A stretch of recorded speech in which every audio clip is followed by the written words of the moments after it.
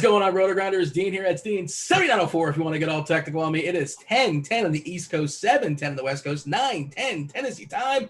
Of course, let me just time for the flagship show today, starting 3 hours. I rounded up. It's 2 hours and 50 minutes. Whatever. Cut me a break. 3 hours of NFL content, NFL Week 6, DFS going down, taking you guys all up the lock. Batting first. Let's get this one out of the way. Grant Neefer coming to us live from Vegas. He's currently eating breakfast of champions and cookies, I believe. What's up, Grant? Yeah, breakfast cookies are delicious. I am out here in Vegas. I got the beautiful sunrise right next to me. Life is good, although Vegas sucks right now. The only thing to do is golf. Yeah, well, fair enough. What's your cookie of choice, out of curiosity? Today, this is a chocolate chip cookie. My breakfast cookie of choice is a red velvet with cream cheese frosting. It's like a bagel, but more unhealthy. Yeah, that's contrarian. The chocolate chip is chalky for sure. Subbing in for Beer Makers fan. Beer Makers fan not with us this week. Hopefully he'll be back next week. But more than up for the challenge. And I know you guys have previously shows had so many shot bets. Who knows how it's going to go down today? But Derek Carty, you of course know him from the Blitz. Carty, good morning. I'm happy to have you on the show. Thanks for filling in. Yeah, I got the late night call that sub was needed, so I think this should be fun. Yeah, so we didn't discuss this beforehand. We're gonna team up on Grant today, right? I mean, the cash game guys. I mean, of course. Yeah, Grant, you're out. I mean, Grant's gonna have some wacky take. He's gonna give me terrible odds on it, and he's gonna wind up chugging a beer the next time we do a show. I don't know when that's gonna be, but I'm in Vegas. I'm probably just gonna do that later. Yeah, Grant, the chat. What's up, YouTube? The chat's still talking to us, so feel free to like and subscribe. Do appreciate that. Get comfortable. We're here for the next 2 hours and 50 minutes. Not necessarily us. We're here for the first hour or so, give or take. Then we'll be relieved by you got Blender coming after us, along with Tambo, as well as Kevin Roth. Going to be closing us out 12:30 with Crunch Time, Kevin Roth, and who else do we have joining the Kevin Roth show? Why do I not have that in front of me? Tuttle and Creighton. My bad. My apologies. Roth might be useful today as far as a weather perspective as well, because you have a couple weather games that are lurking. I was just checking it out before the show.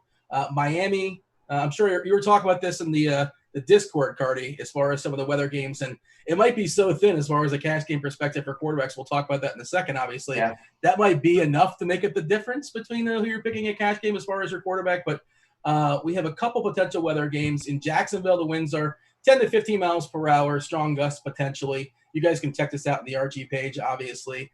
Devin, our fabulous multitasking producer, he's all over. He's going to drop the link for you guys in chat. In Miami, winds are 15 to 20 miles per hour sustained with stronger gusts, with a chance of showers and a chance of showers in Tampa as well. So typical Florida weather. No surprise, both the Florida games, all three of the Florida games are the only weather games lurking out there. All right, week 6, let's dive in. Let's break it down. It's a weird week. There's a lot of good players just are not available. No Seattle, no New Orleans, no Vegas, no Chargers.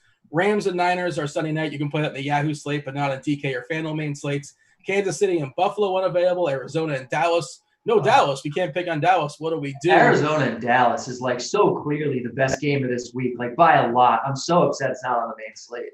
2 fastest teams in football. I'm so excited for it too. And they're each going to throw 40 times. It's going to be insane. It's only 40. well, Grant, I think I call back to last week because I think you said that they're going to have 100 passes in that Dallas Giant game last week. But I didn't foresee someone breaking their ankle. Horribly. He was replaced by another quarterback. But yeah, that was awful. Obviously. Yes, the same exact quarterback. I'm sure. Oh, but they were playing from behind and still throwing the football. Grant, let's focus on this week and this week only. Oh, before we dive in, let's kind of mention the RG single entry series that's going down here at FanDuel. And I'm checking it out right now in the lobby. I've definitely signed up. All right, so there is some still spots remaining. 3 different price points, $3, $33, and $100. I think the $100 basically sold out. There's 70 spots, my UCF math, if that is correct, 70 spots available in the $100 single entry. Myself, I love single entry contests. I love single entry contests that have flat payouts. That's what these are. I don't necessarily love the MME contests that are top heavy. That's just not really for me. I tend to dabble less in those. So these contests are great as is. But what they do is they will keep track of your scores throughout the season. I believe it starts this week. Well, it does start this week, and I think it goes to week 13. Your top 4 at each level, the top 2, the top 2 people that have the 4 best scores each week. So it does help the player every single week. You don't have to, obviously. Just hit the nuts 4 times in a row and you're good to go. It's kind of chill. You get yourself advancing to a $20,000 contest, and that's just added value. I'm playing the contest anyway. I'm probably not going to be in the top 6. Doesn't matter. We'll give it a shot. We'll see how that goes down. But check that out there in the FanDuel lobby. Hopefully, I can't promise, and I make no promises about the live scoring. Fingers crossed. They did tweet about that. They feel like it's going to be good. We shall see. All right. As far as this week, Grant, there's not a lot of good. I should say this. Let's get this out of the way too. As far as guys that are expected to play and guys that are potentially out. Oh, hooray! Body parts. I'm excited for this. I'm not going to give the body parts. I'm just going to say who's in and who's out. And some people kind of may have missed this. Fournette is expected to dress, but it seems really dicey as far as his actual usage. Just kind of worth noting. Devontae Adams is back in our lives, as is Chris Godwin. Julio Jones expected to give it a go. Kyle Allen. Philip Lindsay is going to be the running back because we lost Melvin Gordon. Dusty AJ Green, 3.9K DK. AJ Green is expected to play. Noah Fant is out. Of course, Dalvin Cook is out. Mo Alley Cox is not playing. Deontay Johnson is not going to play and get hurt again in the first quarter, thankfully. All right, well, let's dive in. Let's talk about the people in chat. They're getting restless. They want us to talk about some plays. Cardi, hey, we talked about all the good quarterbacks are not available. A lot of the running ones aren't available either in this main slate. So I'm pulling up the RG ownership stuff, and Devin's going to go ahead and screen share a lot of the stuff there. And just so you know, the next show is going to really dive into lineup HQ as well too. So you want to stay tuned for that. But so Cardi, I'm pulling up the quarterbacks, and the chalky quarterbacks this week are Fitzpatrick, Tannehill, Stafford. You can get some Watson, you get some Lamar as well too. Cam coming back is pretty interesting, but this is what we're looking at, right? Yeah, I mean, I'll pass on Stafford, but I think Fitz and Tannehill are awesome options. I think if you want to spend up, getting up to Watson is totally fine, especially on FanDuel where pricing's a lot softer. But Fitz and Tannehill, they're underpriced for how good they are and for what the touchdown equity is here. They're both really good quarterbacks. Fitzpatrick is a top 10 quarterback in football. Tannehill might be also. And so, quarterback is the least important position. Just take a cheap guy that's good and is severely underpriced. I want you to qualify that, by the way. You don't mean that necessarily from a fantasy perspective. You're talking about Ryan Fitzpatrick. I'm talking real-life football. He is a top 10 talent NFL quarterback. And Grant probably actually agrees with that. I was going to throw it to Grant. I've been saying that literally all year. I've been saying it for 3 years. He's just good. I mean, I'm not asset, obviously, but yeah, it's a really – we don't care. It's fantasy, so it doesn't really matter. But all right, so let's just have this conversation on DK specifically from a cash game perspective. It's kind of what I hinted at before, Cardi. Who am I supposed to play as my cash game quarterback? Same exact price, Tannehill versus Fitzpatrick. And, there is some potential dicey weather in Miami. I don't freak out over weather, generally speaking, but I think it's super, super close that it could be a tiebreaker. And also we're, 3 hours out until kickoff. I'm rounding up again. Weather can change. It could be great. It could be awful. Who knows? Stay tuned. Listen to Roth on Crunch Time. What are you doing? Because right now I'm a fence rider. I'm chopping it. I think that's the right move, honestly. For most of the week, there was a point where they literally projected 1/100th of a point difference in the blitz. It was 23.53 and 23.54, and that was it. And it's gone back and forth a little bit because of this weather. So I talked to Roth this morning. He basically said it's typical Florida rain conditions where it could pour, it could be dry all game. He said the high resolution models basically make it look like it's going to start with rain and then be dry for the rest of the game. So I think you have to assume a little bit of a hit for Fitzpatrick based on that and based on, it looks like about 13 mile an hour winds last I looked. So that's not ideal. But it's not like crazy bad where, it's 20 mile an hour winds where it's pouring. So it's going to impact his projection, but he's still playable because of it. So it's a super close call. I'm probably just going to split them, honestly. So Grant, your thoughts as far as Tannehill versus Fitzpatrick. We'll branch out as far as our quarterbacks in a second. And, Tannehill's in a bigger, higher total game. It's more likely to be close. I can't remember the last time the Dolphins have been favored by more than a touchdown, let alone 9.5 or so. But that's the Jets in 2020. That's what a disaster it's going on over there. And I prefer, I don't know how much he's going to have to do. I like Fitzpatrick chasing. I don't want him comfortably ahead with the lead and only throwing the ball 25 times. I want him chucking it 40 times. Volume matters, right? Of course, he can throw 3 touchdowns and 25 passes because, again, that Jets defense is horrific. Your thoughts on those two? Do you have a decisive answer, or are you chopping like us? I'm sure you're not chopping like us. No, it's Fitzmagic all the way. Like Tannehill, you want Fitzmagic throwing the ball. Well, guess what? There's a whole lot of situations where Derrick Henry does the entirety of the offense. Yeah. So I'm taking Fitzpatrick over Tannehill 10 out of 10 times. I have no desire to play Tannehill. I might not play a single Tannehill share this weekend. All right, so branch out from these two. It sounded like Cardi just now waved off Stafford, and I wonder if it's the reason why. And I'll throw it back to Cardi for a second. I wonder if it's one of the reasons. So I'm a little bit concerned. This is one of the games that are popping, and again, this is like a weird week where there's so many bad teams. Like it's popping for Jacksonville and Detroit, two offenses that are kind of sort of, they have their moments, but Jacksonville plays super, super slow. They play at the slowest pace in the league. Detroit's, one of the worst run defense in the league. In my head, this is my big fear, Cardi, is that Jacksonville has like a 12-minute, like 16-play drive that ends with a field goal on the 5-yard line, and I'm just like tilting my face off that I have 3 Lions. Like, can we get my guys on the field? Is this one of your concerns? It projects to be one of the slowest paced games on the slate. Like, this is the game that the Blitz is taking the biggest stand on negatively. Like, it's just not on the game. It just doesn't think that the Vegas totals are right. The last time that the Lions scored more than 28 points on the road was like the middle of 2018. And it just doesn't make sense because like they're an average offense, maybe above average if you want to split hairs. They play their home games in a dome, so their numbers get inflated by that. They're on the road, and not just on the road.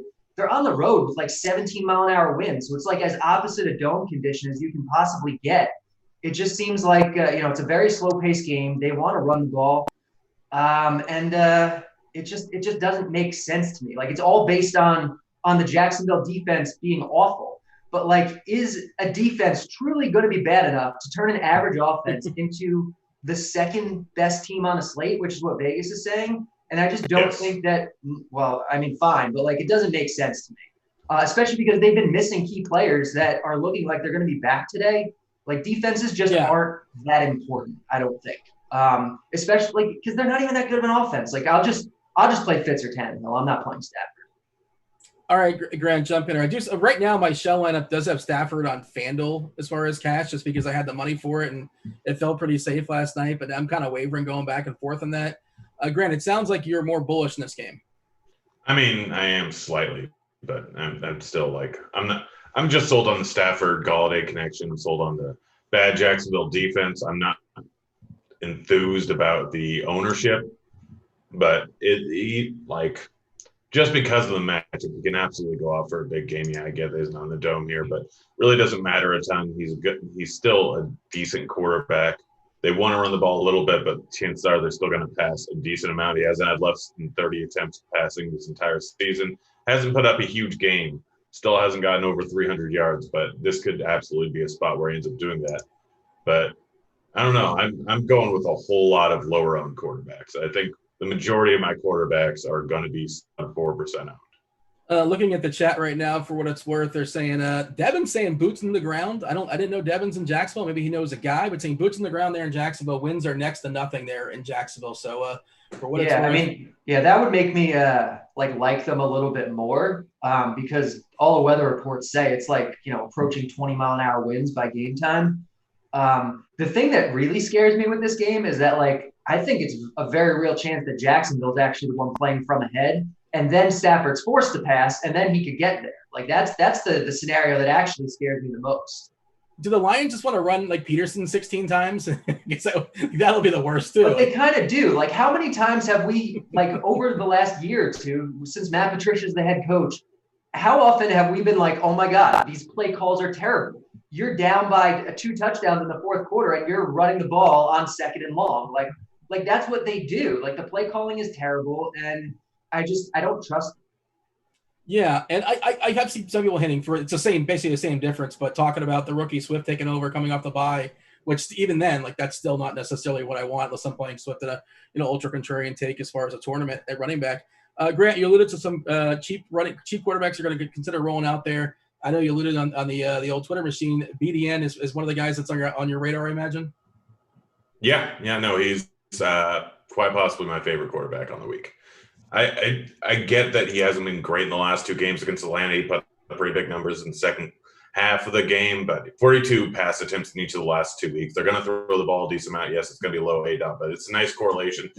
He's 5.8K. He's 2% owned, and he finally gets a decent matchup here. I mean, going up against Indy and Tampa Bay are two very, very tough defenses. And now he gets Carolina, a young defense, going to make some mistakes. They're middle of the pack in terms of DVOA against the pass so far this year, and horrible against the run. I know they're going to run the ball a little bit, but they're probably going to have a whole lot of plays here. He's probably going to be very involved, and he's got talent. And I know that there's multiple guys. Like Robinson's going to get, 10-plus targets every single week?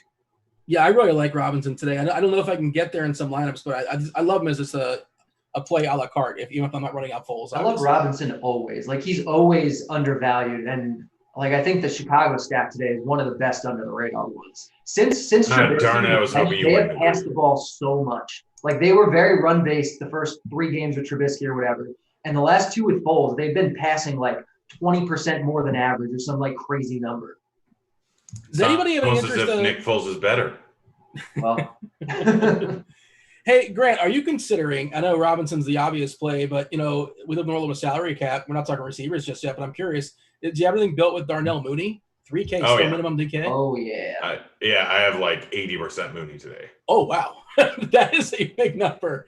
I do think he's pretty interesting, and I built the lineup or two with him earlier before the show, but not 80%. Are you double stacking? I assume you're double stacking then. Yeah, Robinson and Mooney. Like, Mooney is a fantastic guy to pair with him. 9 targets 2 weeks ago, 5 targets last week. Like, he's so cheap and so low owned. I just don't understand it. Yeah, the Blitz loves him as a value receiver this week. I don't like you agreeing with me this much, Cardi. Sorry. We got plenty of time. We missed out on – it was showdown season with the Bears, and I was so bummed because I had all the Mooney. And, Foles, your boy, overthrew him by like 10 yards or like a 70-yard touchdown pass. Like, sure. But, he's on the field basically every single time. It looks like he superseded Miller. By the way, just to clear that up as far as whose boots were on the ground, apparently DB, who lives in Jacksonville, was still logged in apparently to the RG account. I think that's what was going on there. So he stepped outside and was letting us know. I was wondering. I'm like, Kevin's in Jacksonville? Yeah, I couldn't figure it out either. We talked to him earlier, and it didn't seem like he was in Jacksonville. Hey, how about this, Cardi? This week we're without a lot of good quarterbacks. Dak's obviously injured. No Mahomes, no Allen, no Murray. A lot of those guys have wheels. I mean, why not just spend up on Lamar? There's less competition. And I know he didn't run a lot last week. For what it's worth, I saw the sportsbook had his total for running today at 49 yards, which is pretty encouraging. Maybe that's just maybe that's a terrible line. I don't know. But no, that's about where the Blitz has it. The Blitz, I think, has him at 50. It's like right in line with Vegas because 1 week is not something that we should be overreacting to. And he's off the injury report. If that's something that scares you, he's not on there anymore. He practiced him full all week. I'm just going to spend up for Lamar like more than other people. And I think I can even get to him in cash on FanDuel if I can kind of make that work. I had like some 2v2s I was considering and maybe getting away from Stafford. We shall see. And again, we may just chop it and make more than one cash lineup. So on DK, I'm probably not getting there just for like lineup construction reasons. Yahoo, I like him at $35. That's cheaper than he's been basically the entire season. And, he has not been great throwing the ball downfield, but I love he's got natural guys to pair him with, Brown and Andrews. We'll talk about tight ends in a second, but tight ends are terrible, and Andrews is the one guy who theoretically can beat the rest of the field by like 10 points, and that wouldn't shock any of us. So, Cardi, talk to me about Lamar. I'm probably not playing him in cash on DK, but I love him in tournaments there. Yeah, Lamar's the best quarterback on the slate, the same way he always is. And I think because of his dud last week, which I unfortunately had a stake in and was not very happy about, I think people are going to shy away from him this week. And that doesn't make sense because he's the best quarterback in fantasy football. 1 week of no rushing where he rushed 10 times. His rushing yards were 10 times lower than his previous, game low rushing yards. Like, that's just not a thing that we should expect to continue. Like, he's not going to rush as much as he was last year probably, but we should still expect about 50 yards per game. And, the Ravens are going to put up points and he's going to come in low owned. And on FanDuel, you have the money to pay for whoever you want. And he has obvious pairing partners. So, I think Lamar's a great GPP quarterback and a borderline FanDuel cash one. Grant, your thoughts there. And, again, check out the DK Sportsbook. I saw that, nobody wants to roster these guys in the year 2020, but Rodgers has a prop of 302.5 yards. That's his total. That's his over-under today for Green Bay against Tampa. You presume they're going to be chucking the ball more so they're running it. They're probably not going to get a ton done. That Tampa Bay run defense is pretty solid. And Brady at 295.5, expected to get his full allotment of receivers back. Do we have any interest in the old quarterbacks there, Grant? Yeah, both Rodgers and Big Ben, I think, are two great GPP plays. Rodgers has been crushing all season long. He's not cheap, but you can pair him with Adams and you have a huge correlation. He's put up big games multiple times this season. Tampa Bay's got a good defense, but that doesn't really matter with Rodgers here.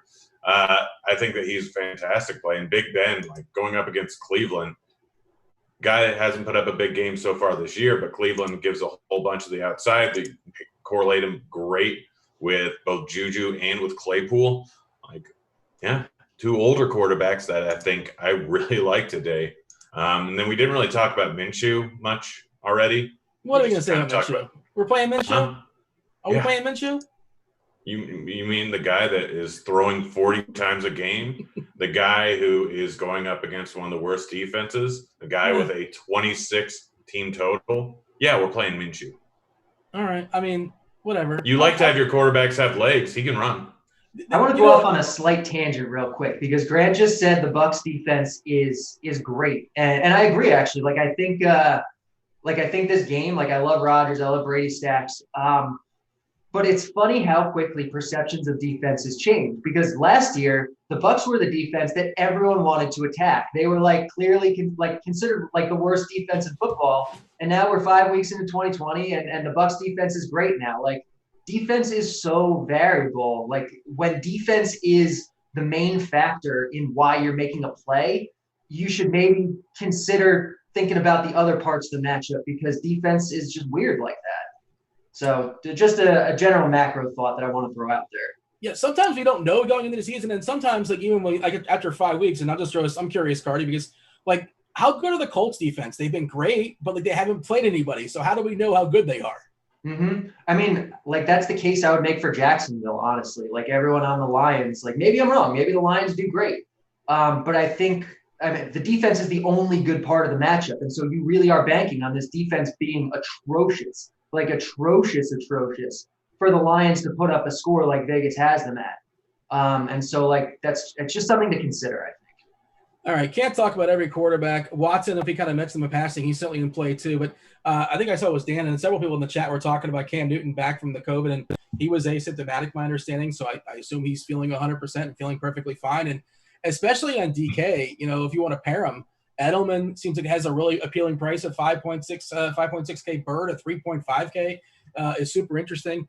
My question would be what's the run back on Denver? I suppose Lindsay's kind of sort of somewhat interesting just from a volume perspective, although he's not a guy who historically has ever been a bell cow. I was reading a tweet the other day. I can't recall who sent it out, but he's never had 65% of snaps ever. And of course, these situations change. There's no Gordon out there, and I'm not really sure how healthy. Is the situation any different than last year?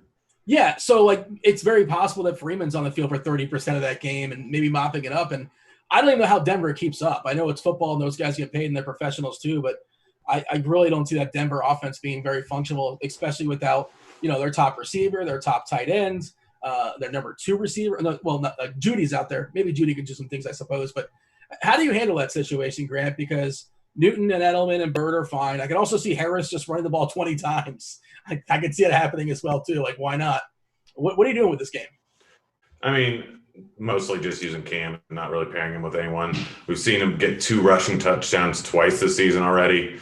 So, I mean, you're basically banking on his rushing upside less than his passing upside. I mean, 2 of the games this season, he's had less than 200 passing yards. They're probably going to run the ball a decent amount. So really, you're just kind of banking on him doing something in the rushing game, and that's pretty much it. So unless they're going to throw the ball 50 times, which I don't think that's even remotely likely in the game like this. You want to target him with pass catchers when they're going up in a high-paced game where they're going to have to be throwing the ball a decent amount. But that's probably not happening here. So it's Newton just naked, and that's pretty much it from this entire game. I mean, I'm fine with Lindsay, but there's really not a ton to love here. All right, Carter, we got to move on. But your thoughts as far as Cam and your thoughts as far as the Minnesota and Atlanta potential shootout. And, Cousins is a guy, I'm always concerned if they're ahead, especially, he's going to throw the ball 20 times.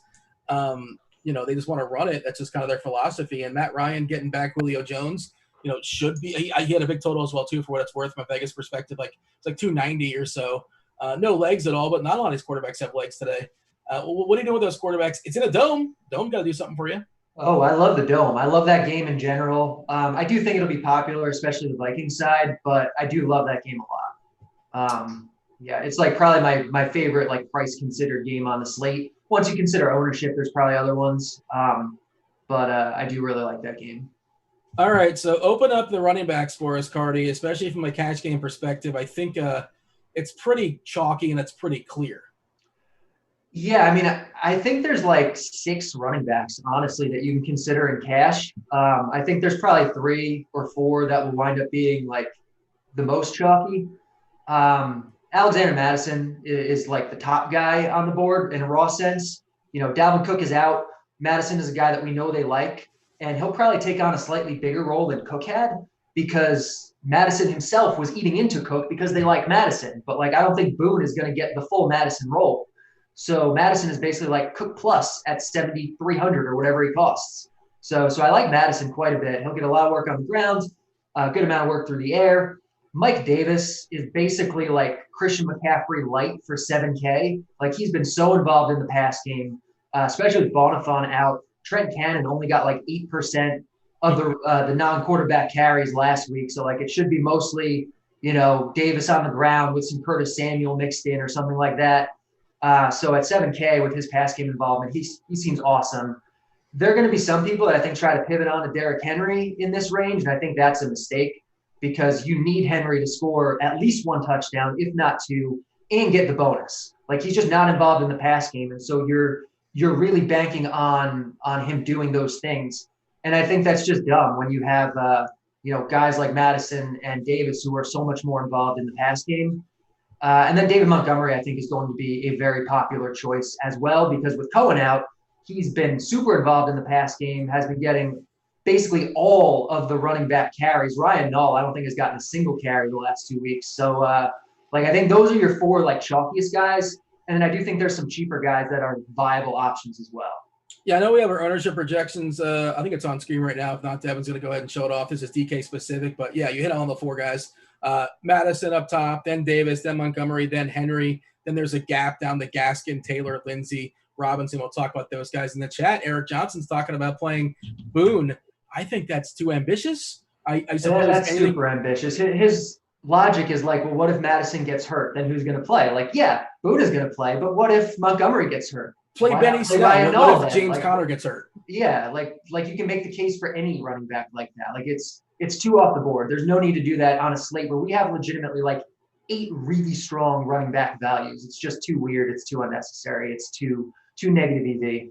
I don't recommend doing that, but if you are going to do that, play that in a super top-heavy tournament, maybe like a Millionaire Maker contest. Don't play that and obviously something that's a flat payout. Don't play that in something that's like only 500 or 1,000 people. If it does work out, you want to actually get paid off on that. But again, I wouldn't do that. By the way, I set a poll last night, Grant, with those 4 running backs, Davis, Madison, Montgomery, and Henry, and I said, which one is least likely to be on your DK lineup? Who do you think the winner was? I hope it's not Henry because that's the right answer, and I hope people play him more than they should. Well, these are my Twitter followers, so don't judge them too much, but 35.9% said David Montgomery is the one that's most likely to not be in their roster. So people are going to roster 3 7K running backs? How are they going to do that? We live more with a salary cap. Well, Boone was not in the poll, for what it's worth. We'll get the tight end, and then they're playing Herb Smith or the dude for Indianapolis at 3.1K. The tight end is so brutal this week. What are you doing with that, Grant? Are you being goofy? Are you being chalky? You're already being ambitious as far as your quarterback. That's one way of being different.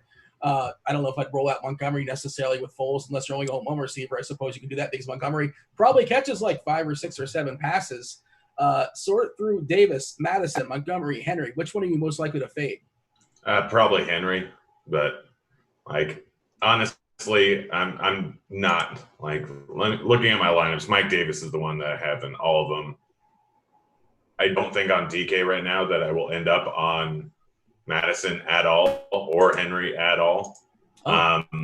Yeah, well, I mean, it's just kind of the way that things play out, what I want to do and how I want to build things. And like, yeah, Madison can get there. My plan is to have one Vikings player in every single lineup because someone's going to get there because it's going I up love against that Atlanta. plan. Yeah, I mean, that's the easiest way to do it. But, I mean, it's all site-dependent. DraftKings, I'm probably fading Madison. He needs touchdowns in order to get there, like Dalvin Cook. If he doesn't end up getting touchdowns, he doesn't end up getting there most of the time. So there's always a chance that he doesn't end up doing that. Last week, Atlanta, I think they only gave up, 23 points to the Panthers. Something's going to happen here. But there's a whole bunch of different ways where he can fail. Henry, we know there's a bunch of ways that he can fail. Mike Davis and Montgomery are the two guys that I don't really see failing in any given situation because Mike Davis is going to be so heavily involved in the receiving game, and he's just like the volume's going to be there. And David Montgomery, now he's involved in the receiving game. He's way cheaper. So those are two guys up at the top in terms of ownership that I'm going to end up playing the most. There are a lot of people in this chat room saying, like, what a good play Derrick Henry is because he can score 2 touchdowns. It's like, guys, sure, he can. It's not the most likely thing. Like, he was chalked literally like 2 or 3 weeks ago. Like, everyone had him. He scored 8 points because he didn't get the bonus. He didn't get a touchdown. Like, that is the downside of Derrick Henry. Yeah, he can get 2 touchdowns. But if he doesn't, the pass game involvement is not there. And, that's it. I don't know. Yeah, you know who else can get 2 touchdowns? What's that? You know who else can get 2 touchdowns is Madison, Mike Davis, or Montgomery. Yeah. Or Gaskins, or Robinson, or Aaron Jones, or Kareem Hunt, or David Johnson, or Miles Sanders, or Antonio Gibson, or Todd Gurley, or Joe Mixon. They can all get 2 touchdowns. Yeah, playing touchdown-dependent guys who don't get involved in the pass game is just not good when you have guys with similar touchdown expectations who are involved in the pass game. Cardi, tell me this. Gaskin, I want to know that Howard's not going to play. That's a later game today, but hopefully he's inactive. I don't know if he might siphon those 1-yard touchdowns in the goal line, which is not, optimal, obviously. And what's the deal with Wilkins as far as Indianapolis? He might eat into Taylor just a little bit. So we think Wilkins is going to play. Any reads on that? I don't have a read. It sounds like Wilkins could go either way. I would guess we see no Howard, but again, it could go either way. I really like Myles Gaskin, though. Even if Howard plays, I still probably like Gaskin quite a bit. If this was a slate without so much to like at running back, Gaskin would be a lock in my cash lineup. It's just that, he's kind of the odd man out with all the other good plays. Yeah, we can also say if this is a slate where there wasn't a lot of good running backs, we would have been excited about Philip Lindsay becoming a thing yesterday. And I'd be excited about Devontae Freeman. I'd be excited about a lot of guys this week. Yeah, I've made lineups of those guys, and it's just because they just sort of make everything else work, but I'm not enthused about it. Are you in the scrap heap here as far as running backs, Grant? You have any thoughts as far as 4.3K on DK? I think Lindsay's 5-1. I want to say. By the way, Madison is $14 on Yahoo. I can't imagine a world where I don't play 100% Madison on Yahoo. I don't know what Jamino has him projected at, but it's probably not high enough. It's a completely egregious price. If you guys don't play on Yahoo, that's $4 above the floor. It's insane, and it's just a ridiculous price. And, of course, it's football. It's contact sport, and anything can happen. And goofy things can you can get hurt in the first quarter. I suppose he could, put up 90 rushing yards and not a touchdown and catch a couple passes and put up an 11, and, you could beat that fairly easily. But it's just such a strong play. Grant, talk to me about these guys we're throwing out there as far as Lindsay. Ronald Jones is interesting, especially if Fournette is a no-go or just kind of he dresses and he doesn't play, which they're saying he's going to be limited today if he plays. Yeah, and Jones is probably going to be ignored in that game that has a massive total, and he can catch the ball as well too, not necessarily just run it.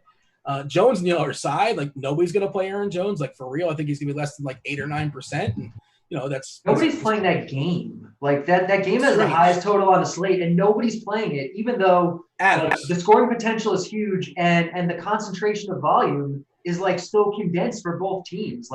I think that's just a great game to play in general. Grant, give me your thoughts as far as Gaskin, Taylor, James Robinson. We kind of stepped over, but he's certainly worth talking about. He basically has that entire backfield there in Jacksonville to his own, and Detroit's a terrible run defense. Who's popping for you in the mid tier? Robinson's one of my favorite plays. I have a ton of exposure to him. He can get involved in the passing game. It's a high total game. Detroit's defense is not good. He can get 20 rushing attempts. He's a little bit game script dependent, but I really like Minshew, and I really think that they're going to be ahead. So Robinson is a guy that I'm going to be way overweight on. Next guy in the mid tier that I really like is David Johnson. Tennessee's defense has been all right, but really hasn't been great this season. They're currently ranked 9th in DVOA against the run. David Johnson's not going to be heavily owned. He's getting 20 touches a game, and he's priced at 5.4K. We still haven't seen a big game from him, so he's a guy that I'm looking into. And then Antonio Gibson, he's 5.5K. He's going to be heavily involved in both the passing and the rushing game. Am I there? Am I still here? You're good. Yeah, you. Okay, yeah. And so Gibson at 5.5K, he's a lot cheaper. He has multi-touchdown upside. Gets a matchup versus the Giants, who the Giants' defense has been all right, but not great, and their offense has been atrocious. Washington's defense has been good. So I don't see any reason why this couldn't be a game where Gibson ends up with 20-plus touches for the first time this year, because he's gone up against Baltimore, tough defense, Rams, tough defense, Cleveland, Arizona, Philly, that was the first week. So he's getting more and more involved based on game script as things have gone on, and now he gets probably one of the better matchups he's had all season long. Gibson is a fantastic play. He's coming in at 5% ownership. So Gibson, Johnson, and Robinson are three of my favorite running back plays. And they're kind of the reasons why I don't have to go with Madison. I don't have to go with Henry.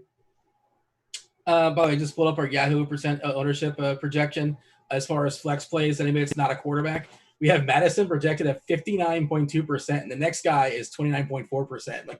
He's going to be basically double the percentage owned versus the second highest percentage owned guy on Yahoo. And of course, there are reasons to not play him in tournaments, and I understand that, but it's just a tough fade. And of course, in cash, you're locking and loading there. Cardi, thoughts on the guys that Grant threw out there? Anybody you want to add? And I'm not really sure if he gave enough on Lindsay. They keep asking about Lindsay in chat. I feel like we've covered him to some degree, but clean up Lindsay. The one thing we didn't mention on Lindsay is that there was a quote yesterday. Someone pointed it out in the Blitz chat that basically because Lindsay hasn't played in a couple weeks, there's talk that they could ease him back in. And so when you look at what they did last year, it was basically a 65-35 split between him and Royce Freeman. And if they ease him back in, he's not a cash guy. I think you could take a shot in the GPP, but it is kind of a tough spot. They're playing with a bad game script for running backs. He's cheap. That's the thing to like about Lindsay. He's cheap, but he's definitely not safe. He could there's a scenario where he gets out carried by Freeman. That is a possibility here. And there's a possibility he gets 80% of the carries and 6 targets and he smashes. But I don't think he's safe enough for cash games by any means. In GPPs, he's okay. Did Grant mention Joe Mixon? He went through a couple names. Was Mixon one of them? I don't think so, but Mixon. No, I was talking about guys who could score 2 touchdowns. Mixon could get 30 touches today. That's something he can do. Mixon has the highest carry share of any running back in football. He's getting 93% of the carries this year. And in the last 2 weeks, he's gotten 17 and 29% of the targets or something like that. They're finally saying, oh yeah, we should probably get Mixon involved in the passing. And no one's going to play him. He's projected at 3 or 4% ownership. He's not a guy in my cash mix here, but with that kind of raw volume at no ownership, I think he's a phenomenal GPP play. Yeah, I just pulled it up here on the fly. Of course, these numbers get closer and closer. By the way, if you want to look at the ownership stuff yourself, if you guys are not RG Premium members, check out the link in chat. You get $5 off, 5 smackers off your first month here at RG. You click the link, you get the core 4, football, baseball, basketball, and golf. First month, $5 off. Go ahead and check that out. Mixon right now 4.5% owned. Miles Sanders 6.2. I think he's a better play than Miles Sanders. David Johnson 6.5. Freeman at 6.8. Jones at 7.4 is pretty interesting. If you want to bring back Devontae Freeman is 6.8. Yeah. Oh, I like him even more than Mixon then at that ownership. He's one of the best value plays on this slate. It's just there's so much running backs to like. He's gotten a lot of the work. His carry share has gone up every single week since he joined the Giants. He's involved in the pass game. And this is one of the few games all year that the Giants are actually a favorite. It could be a potentially favorable game script for him. And he's free.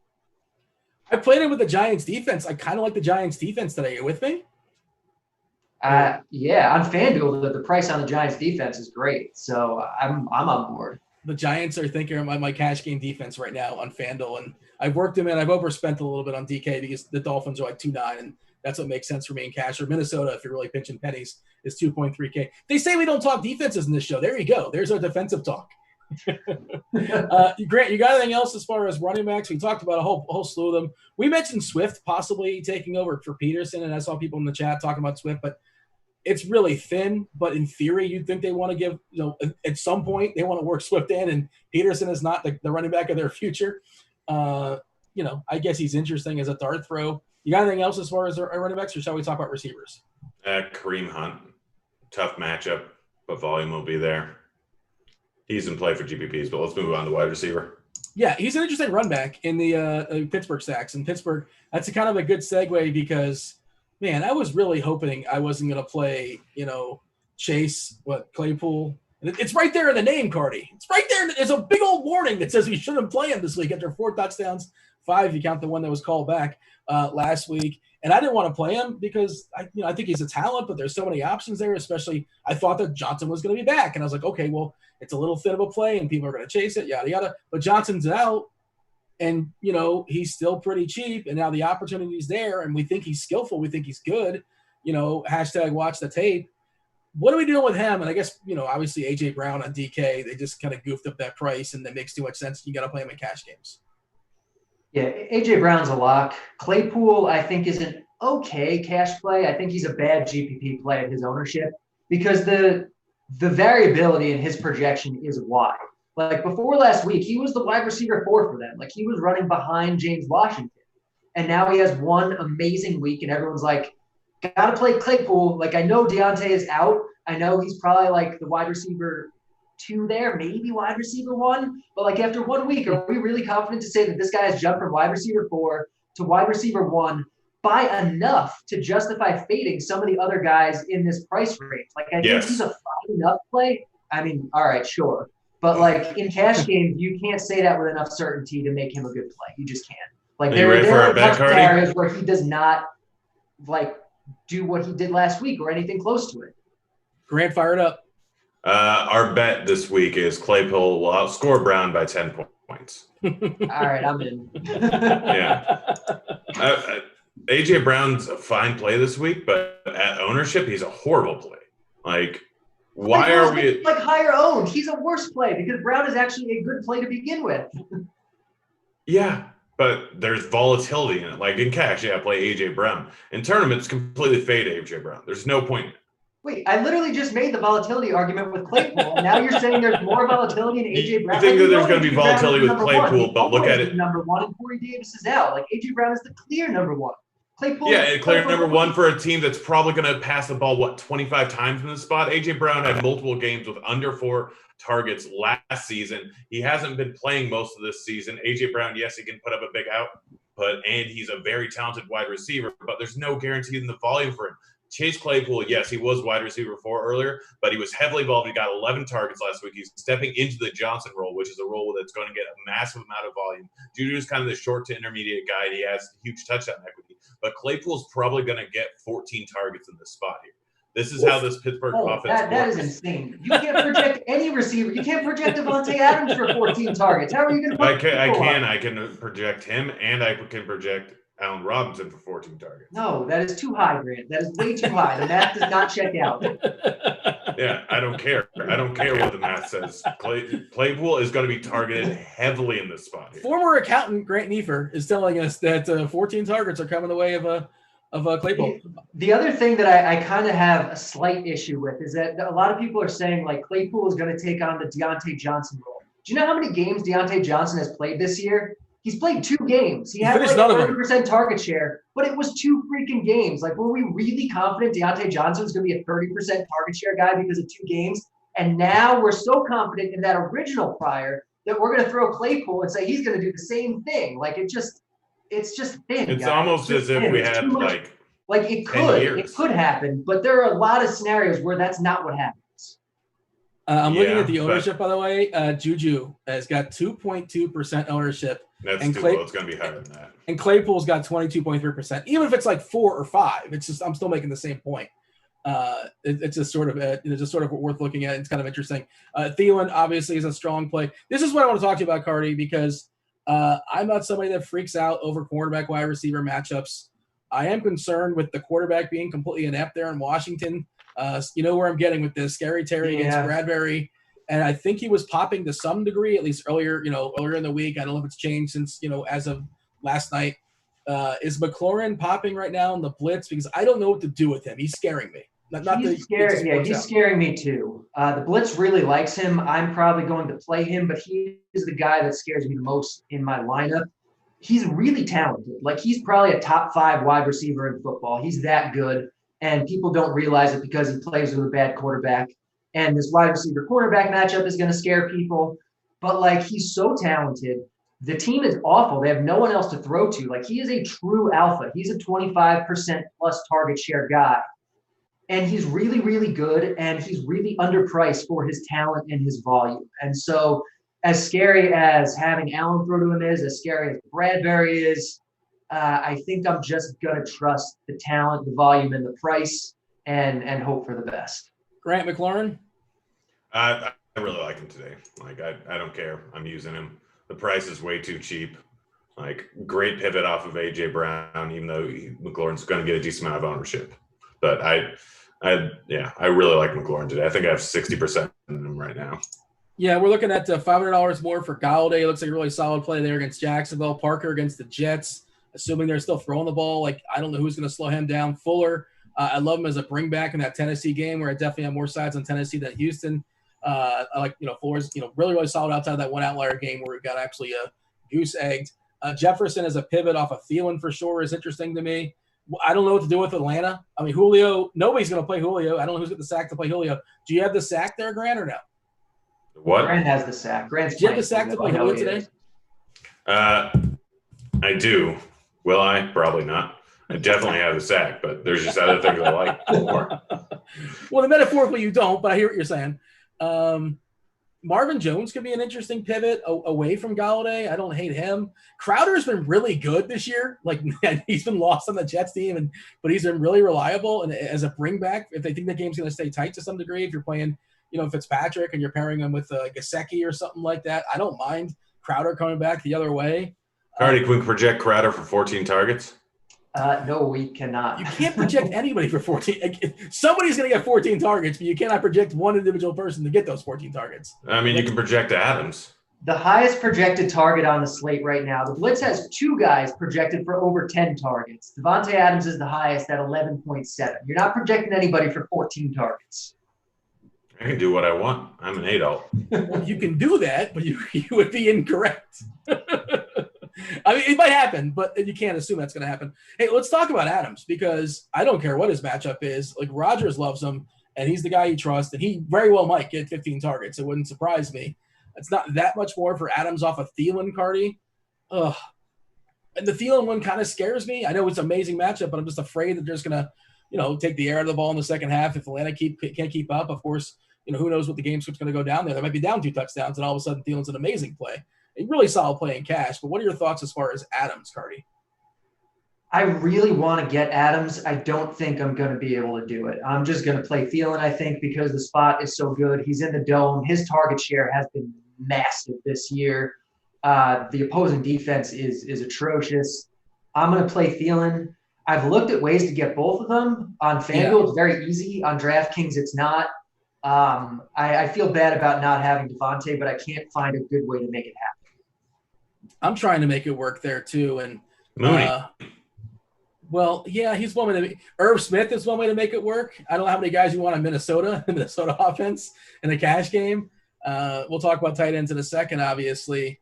I mean, I don't think we're chasing Fulgham. I love Marquise Brown. Love him on Yahoo. Love him on FanDuel, even playable on DK as well too. But I'm big on Baltimore today. I know Lamar hasn't been what he was last year, and he was some regression coming, but I think that the ceiling game, nobody challenges the ceiling game. He can kind of get there. And when he throws deep to Brown, I know he's been inefficient this year as well too. Also, Brown has fallen down at the 1 yard line twice this year. If he's gotten those touchdowns, he'd be probably more expensive and people would be more enthused to play him. Love Brown today a good bit. Any other receivers that are worth talking about? Is Smith in play for the Jets, or Perriman's back so we got to throw him away? How's that working there, Cardi? I think with Perriman back, he's kind of thin. Like, I'd rather play Darnell Mooney at the same price. I'd rather go up to Adam Humphries. Like, everyone, like this Titans team. What's that? Hump dog. Hump dog. Like, this game's going to be so popular. Tannehill, Brown, Jonnu, they're going to get ownership. And Humphries is going to be like 2% owned, even though he's 4K and the number 2 receiver on this team. And, yeah, he's like a boring slot guy or whatever, but the value on him is great and the leverage on him is great. So I really love Humphries. I love Mooney. I love the Bear stack in general. Like, if you do Foles, A-Rob, Mooney, and run it back with Mike Davis or Robbie Anderson, like, that's going to be a low-owned stack with lots of potential, lots of value. I think that's great. And Chris Godwin is like a great value this week. And we said earlier, like, no one's going to play this game, but we know where the volume's going. The team totals are super high, and I think people just aren't going to play it because of the prices. But there's so much value on this slate. You can do it. You can stack Green Bay or Tampa Bay, play Devontae Freeman and Myles Gaskin as your 2 running backs or something like that, and make it work. Like, I think Godwin's awesome, and I think that game in general is great. You prefer Godwin over Evans? I do. I always prefer Godwin over Evans. Like, he's the better wide receiver. Grant, you got anything else as far as receivers? Chenault, good play, even if Chark ends up playing. Robbie Anderson, good play. Again, Mooney and Robinson are 2 of my top-owned wide receivers. Just a heads up, I don't mean to cut you off, but the chat, multiple people in the chat are saying the Patriots game is off. Apparently the Broncos-Pats game has been postponed. Several people are saying it. I don't have Twitter pulled up right this second. I don't see anything yet, but, I mean, maybe. I know Schefter tweeted out earlier today. They said, like, there was no more – everybody passed he said everyone's good to go. Unless we're just getting trolled here. I'm not really sure. Okay, I think it's DK accidentally put him on as postponed. But it's not postponed. Is that what you're saying? I don't think it is. Okay, well, hopefully they will get on that and fix it. Yeah, so DK designations are not actually always accurate, Devin's saying. So maybe they just kind of goofed and, I don't know, jumped the gun on that. But what I saw earlier today is Schefter tweeted out that everybody passed. He talked about the entire league, that there was no new COVID issues and, like, basically play ball, everybody's going to be good to go. So I don't know what's going on with DK. Hopefully they will fix it. They're just, raise my beer, here's my beer, or whatever. It's a FanDuel. I don't know what's going on. Every single week it's got to be something, I suppose. Hopefully that will be a non-issue going forward. Let's talk about tight ends. Tight ends, super exciting this week, obviously, if you can catch the sarcasm in my voice. Do want to mention, before we talk about tight ends, the RG badge promo. We're going to go ahead and check out that link there in chat that Devin's going to drop to the people. You rock the Rotogrinders badge. You finish in the top 10 of designated contests. You get yourself 1 month free of RG Premium. Added value. You get a shout out. You get a shout out in the show. You get a shout out just for doing it. A couple people signed up for it. They're rocking the RG badge, potentially getting 1 month free of RG Premium. That's B Sandark. B Sandark. I never really know how to pronounce these because they're always just a bunch of letters. I think this is B Legend 24/7. I kind of deciphered that one. All right. Tight ends. Cardi, it's gross. What are we doing? Yeah, like, if you can get up to Jonnu Smith, especially with Corey Davis out, like, he should get a good amount of volume here. He's reasonably enough priced. So I like Jonnu. But I think going down at tight end is probably the smarter thing to do in cash games. Trey Burton is the guy that's popping in quite a few blitz lineups now that Mo Alley Cox is out. Him and Doyle, I think, are actually both good values, but Burton's been the guy getting a lot more of the targets, the last couple of games since he was back. So I think at 3-1, in the dome, I think he's fine.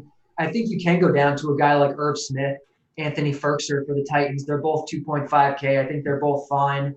And I think you can go up to Austin Hooper. It looks like Odell and Landry are going to play. If one of those guys was out, I probably would have pivoted onto Hooper. He's been getting a lot of volume, like, in a sneaky way. Like, people don't realize, like, week 1, he wasn't really very involved. And since then, it's just been creeping up. And no matter how you slice it, he's been getting like 20% of the targets or more. And he's 3.9K. So I love Hooper as an off the board play. I don't think enough people are going to be playing. I was digging into Irv Smith's, like, routes run and just, like, being on the field and stuff like. And, like, he wasn't running any routes until last week. He finally got loose, and he put up a decent, stat line for him. Is that going to continue, or is he going to just be blocking, or we don't know? Like, what is your projection on that? I mean, we really don't know. Like, last year, he was getting a decent amount of work. He was getting 12% of the targets. He was running routes. And this year, both him and Kyle Rudolph have kind of been afterthoughts. Their underlying, like, usage numbers are basically the same, but they're both getting like 7% of the targets. Yeah, Herb went up a little bit last week, but it was 1 week. It's really tough to know. So he's not a guy that I like trust in cash games. Like I'd rather find the extra, whatever it is, 600 to get to Burton. Ferkser's in a similar situation. Like with Pruitt out, he ran quite a few more routes last week, got a bunch of targets, like 20% of the targets. But Swain ran more routes than Pruitt was, so that's a little bit concerning. And now Humphries is back, so maybe they run more 3 wide receiver sets. So like there's uncertainty with all these guys. But that's what you get when you play a min-price tight end. Give me a quick rundown. We're kind of, we have a few minutes before you step aside and make way for Tambo and Blender. Again, we're here all the way till kickoff.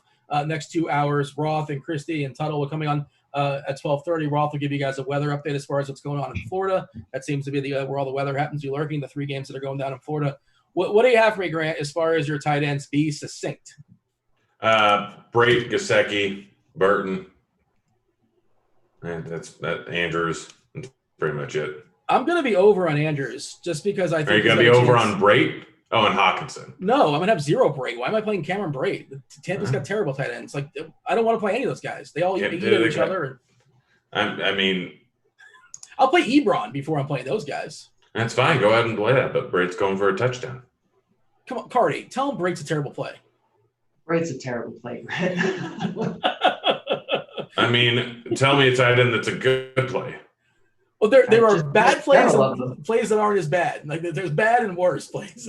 Tight end is ugly. They won't accept your lineup if you don't submit a tight end.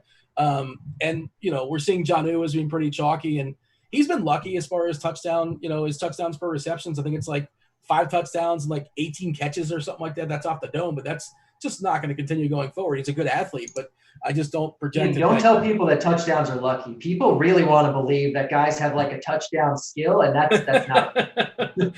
Julio can't get to the box. That's what I was told, right? Isn't that a thing? It is sort of weird that people. Yeah, there's absolutely touchdown variants and goofy things happen and whatever. Give me let's load some questions in chat. We got a couple minutes before we step aside and get out of here. They're talking about Irv Smith and. Like, there's a very real chance Irv Smith gets 0 fantasy points. And you still might cash it. He gets 1 target, doesn't catch it, and that's his day. Like, that is very much on the table. But he's 2.5K, and the matchup's good. Tanya, anybody thought on Tanya? Anybody chasing that? I mean, in a stack, I guess, but the price has really come up on him. Yeah, he's the 2nd most expensive tight end on FanDuel. I think he's like 6th most expensive on DK. Just kind of speaks to how terrible the chat keeps talking about that New England game. As far as we know, that New England game is on and DK goofed up. That will be cleaned up in the next 2 hours, presumably. Give me your favorite stack, Grant. Mooney, Robinson, Foles. Favorite defenses? Miami. Singular? Miami, and Giants. Yeah, I like Miami. I like Miami as well, too, but I think they're going to be super chalky, but, like, they're chalky for a reason. I think Pittsburgh's pretty interesting against Cleveland, especially with those injuries, like a slew of injuries, even Baker Mayfield. There's that revenge game with the goofy thing that happened last year at Mason Rudolph, if you want to make a story out of that. I think Baltimore just absolutely gets at Carson Wentz. Like, we might see, like, 7 or 8 sacks. That wouldn't surprise me. What do you have for me, Cardi? Favorite stack, favorite defenses? I really like that Chicago stack. I think the Green Bay, Tampa stacks are going to be too low owned because of the prices. And I mean, it's chalky, but like I really like Minnesota, Atlanta. I'm seeing a question in there from Alex. Lamar and Irv versus Fitz and Jonnu on FanDuel Cash. I don't think you play Irv and FanDuel Cash. It's not that thin. No, not on FanDuel. It's not unnecessary. Yeah, I would play Fitz and Jonnu if that's your choices because it's not that hard to get Jonnu Smith. I don't think. Just going to build around. FanDuel, I think it's pretty easy to get up to Jonnu. Yeah, and 2.5K on DK means more than like 4.3 or 4.5 on FanDuel, whatever the price may or may not be. Eric Johnson in the chat still trying to make Matt and Mike Boone work. Do not make that work. Don't play Mike Boone. He's trying to make Mike Boone happen. Mike Boone's not going to happen. It's the fetch up for the day. We thank you guys for watching the show there on YouTube. Feel free to like, subscribe, stay tuned again. Right around the corner, you might get beer 6-pack, I imagine, in the interlude. Right after that, you're going to get yourself some Blender. They're going to be showing off the lineup HQ, doing all sorts of tournament stuff. With that said, he's Cardi, he's Grant, I was Dean. Enjoy your football. We're out of here. Oh, suck it, Cardi.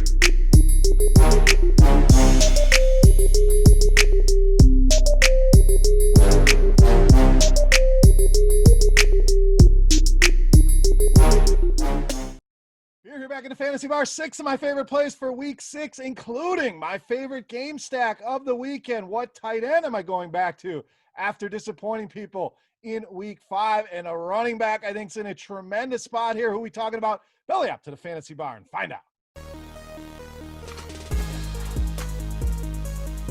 Welcome in, guys. Week 6 edition Beers Daily Fantasy 6-pack back here once again in the Fantasy Bar, giving you 6 guys fresh off the tap, covering both FanDuel and DraftKings. Again, we'll talk some stacks. We'll try to find some value. Where are we spending money? Looks like a fun slate of games. Now, before we look at week 6, let's take a look back at week 5 and decent week. You know, we had some good hits with that Houston connection. Brandon Cooks definitely got it done for us, going back to the well there, but a little disappointed. And guys like Dalton Schultz basically gave us nothing.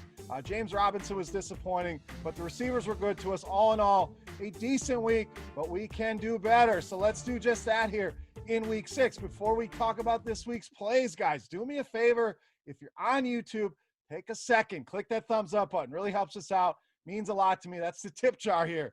As I always say in the Fantasy Bar, make sure you do that. Also, make sure you subscribe to the channel. Get notified when all the videos are coming out. All right, let's talk week 6. Let's start at the tight end position. Like I mentioned, a guy I want to go back to this week, Evan Ingram of the Giants. So Ingram disappointed last week. Kind of the chalky tight end. Everybody was on the Giants last week. Really disappointed. Had that rushing touchdown, which kind of salvages day a little bit. But we know tight end has been an absolute disaster so far this season. If you haven't been spending up each and every week, you've probably been let down here. So let's go to the mid-range here and roll with Evan Ingram. Now, that Washington defense, very good against the run, but kind of suspect against the pass here. So I'm expecting more success. I know this team should have got it done against Dallas last week, but against Washington, 5th most fantasy points allowed to the tight end position. And those 2 targets last week, I'm going to throw that out. Coming in games before that, averaged almost 8 targets per game. Expecting a bounce back here, expecting the ownership to take a big hit off of a highly owned week 5, get Evan Ingram in those week 6 lineups. All right, let's spend some money at the wide receiver position. In fact, we're going to go all the way up to the top, go with Davante Adams of the Packers. Now, we haven't seen Davante in a while. Since week 2, kind of ho-hum after that huge week 1 where he saw 17 targets, but has had a few weeks to get right, had the bye week, so they sat him out before that. So I'm expecting 100% Davante Adams here. Now let's talk Packers offense. They lost Allen Lazard, Bob Tonyan, great story, those 3 touchdowns in that game. But we know Davante Adams is going to command a ton of targets, especially in a game like this against Tampa Bay, who has been torched by wide receivers, giving up a league-high 71% completion rate to wide receivers. We know they are very good against the run. Been all right against the pass. The numbers say they've been good, but they have not faced an offense as potent as this Green Bay offense. We see that in the team totals here. Vegas has this projected as an absolute shootout. In fact, Green Bay, one of the highest team totals on this slate at over 28 points. Pay the price. There's plenty of value here. We'll give you some more cheaper guys, but Davante Adams definitely going to be a core piece for me here in week 6. All right, let's go to running back position. We're going to go right back to the well, a la Brandon Cooks last week with James Robinson of the Jaguars. So same rationale here. The matchup might be even better than it was last week, and really wasn't a huge disappointment, but we expected more out of Robinson. But what has been there have been the touches, 17 or more touches now in every single game this season. I mentioned it last week. He's basically Leonard Fournette without the name value of Leonard Fournette. And those prices still under 7,000 on both sites here. And let's look at this matchup against the Lions, 3rd most fantasy points allowed to this position so far this season. Running backs have been an absolute lock and load against this Lions defense. So let's not change things. Another game with a huge total here. I think people will be all over the Jaguars passing game. I'm okay with that as well. But let's not forget how good James Robinson has been. The workload will be there, and the matchup about as good as it gets here against the Detroit Lions. All right, I really like that game. Let's go to the other side and go with quarterback Matthew Stafford. So Stafford been somewhat quiet compared to the end of last season where he's putting up gaudy numbers, but when you dig in this season, been solid. I mean, we're talking about multiple touchdown passes in each of the last 3 games. Hell, you got a guy like Daniel Jones hasn't thrown a touchdown in a month. We hope that changes here with Evan Ingram. But back to Stafford, the Lions' massive team total here on this slate. We mentioned that Green Bay total Detroit's even higher here, closing in on a team total of 30, and this is the premier matchup for a quarterback. The Jaguars dead last in DVOA against the pass, second most fantasy points allowed to the quarterback position. They have not slowed anybody down. We have gone to this matchup many times. We did it last week with Deshaun Watson, who hit a home run, and I think Matthew Stafford does the same thing here. Great matchup here against this terrible Jacksonville pass defense. All right, we like Stafford. Who do we pair him up with? Oh, Kenny Golladay, too easy. We're going to go to Marvin Jones Jr., our next play here in the six-pack. So Jones been kind of quiet this season, especially that last game. He had the bye week, so kind of out of sight, out of mind here with Marvin Jones. Well, let's not forget about the ceiling this guy brings to the table. We've seen many a massive GPP winning games out of Marvin Jones, and you're going to get that ceiling at a very low ownership. I'm not ready to write this guy off yet. Still playing a ton of snaps. In fact, 95% of snaps so far this season. Yes, the numbers dipped when Kenny Golladay returned to the lineup. I understand that, but these two have been able to coexist over the years. I don't think that's a massive hindrance here. I think the Lions going to be able to do whatever they want. And if people go with Stafford, who definitely is going to have some ownership, the first pairing they're going to go with is Kenny Golladay. So cash games, sure, I'm all about that. I will have some Kenny Golladay in tournament, but the leverage to go to Marvin Jones Jr. at a fraction of the ownership you're going to get Kenny Golladay is the way to go here in tournaments, or hell, even double stack both of them. The point is, it's nice leverage, it's low ownership, it's a big ceiling, it's a terrible secondary. Add it all up. Marvin Jones Jr., a phenomenal play here in week 6. All right, it's time to take a look at my favorite play for week 6. But as always, before we get into that, guys, we're going to continue our Beast of the Week contest. Free to play. A thank you to you guys for watching the video, hanging out in the fantasy bar. All you got to do, get in the comment section right below the video. We'll go with FanDuel this week, so guess FanDuel points for my Beast of the Week. Closest guess will win themselves a free week of Rotogrinders Premium, a chance to check everything out, or a free Rotogrinders t-shirt. All right, without further ado, let's take a look at my favorite play for week 6. Known as the Beast of the Week.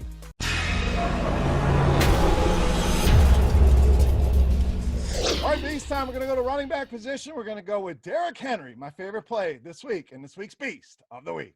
So when looking at the pricing here, that's the first thing that really jumped off the page for Derrick Henry. FanDuel, $9,000, probably where he should be. That may scare people off, so that could lower the ownership there. Anytime you can pay more than people want to pay for a guy, and he plays very well to that FanDuel scoring system with touchdowns being so heavy.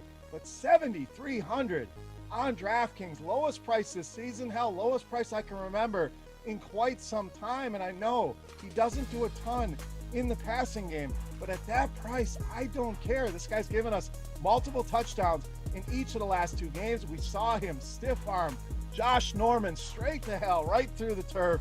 So look for him to have another big game here against the Houston Texans, 5th most fantasy points allowed to the running back position. And the last time he faced this team, went over 200 yards rushing and had 3 touchdowns in that game. Derrick Henry starting to get it going here. This Tennessee offense looked electric the other night against Buffalo, and I'm expecting the same here in a big game out of Derrick Henry, making him easily my favorite play for week 6 and this week's Beast of the Week. All right, guys, that wraps up here in the fantasy bar for week 6. As always, any comments, questions, feedback, hit that comment section right below the video. Don't forget, fantasy points for Derrick Henry on FanDuel for your chance at some RG Premium. Make sure you've hit that thumbs up button, guys. Thank you for that. Make sure you subscribe. You can also head over to Twitter and follow me over there at BeerMakersFan. For Rotogrinders.com, I am Beer saying salut, guys. Best of luck here this week, and we'll see you next week. Hey, thanks for checking out our videos. If you want more expert advice on DraftKings, FanDuel, or any other daily fantasy sports, make sure you check out the current videos playlist.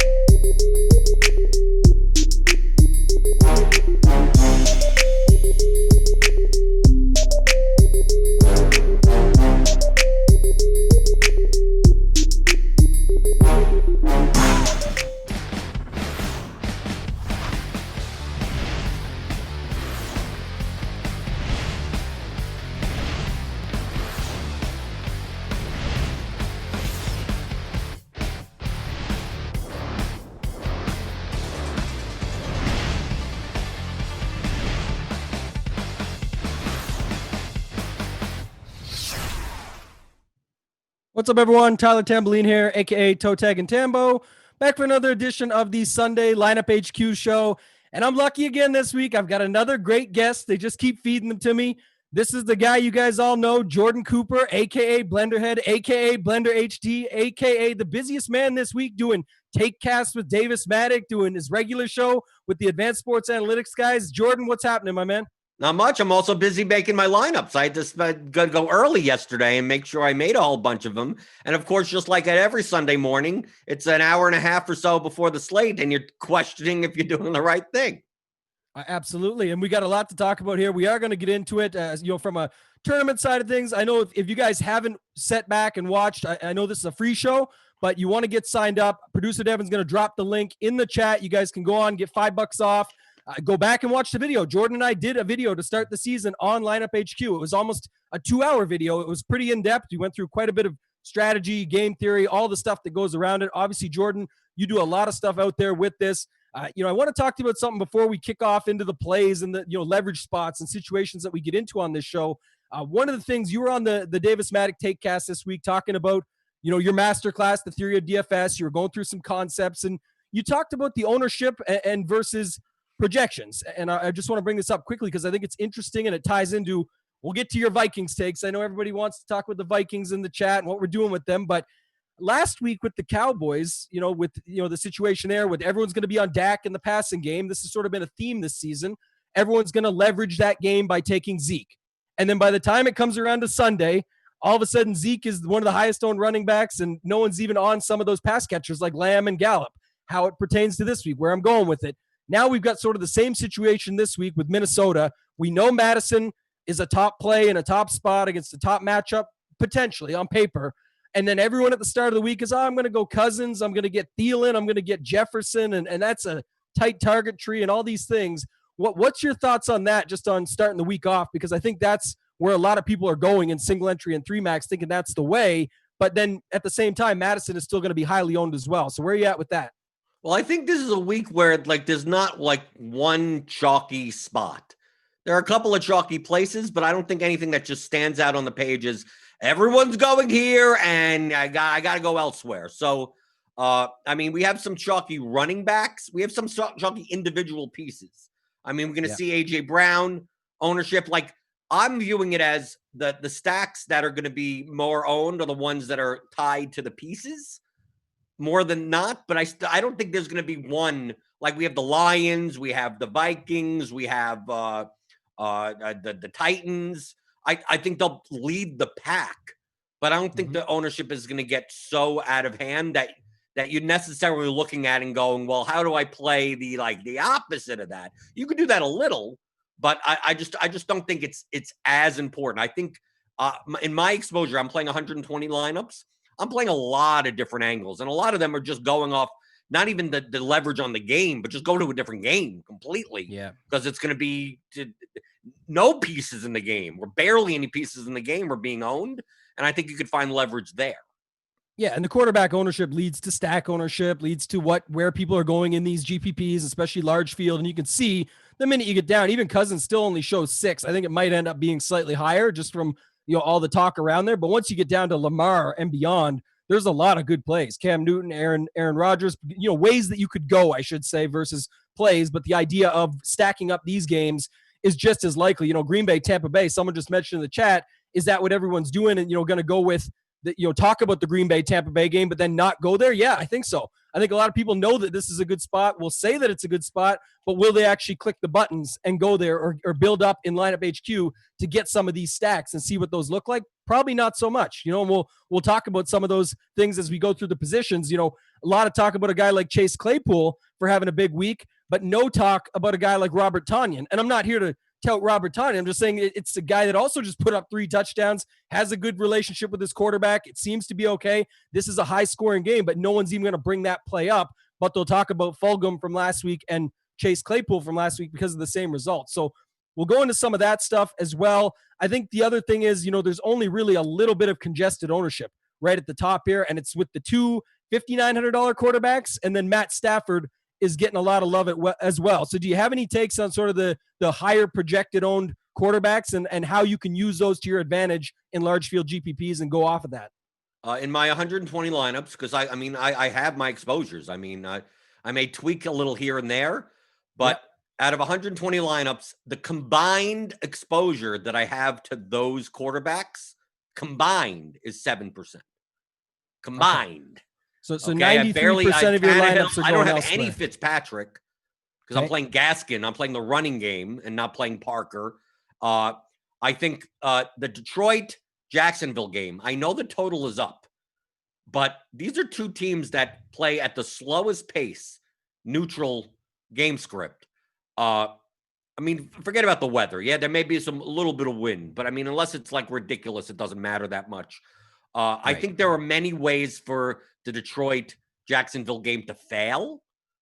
The Jacksonville side with Chark in, Jacksonville has just like so many guys that they could pass the ball to. So like, if you're going to run it back with a 3+1 or something like that, who knows who that guy is? It could be Chark, it could be Chenault, it could be Cole, it could be James Robinson. Conley, right? Shaughnessy, we don't know.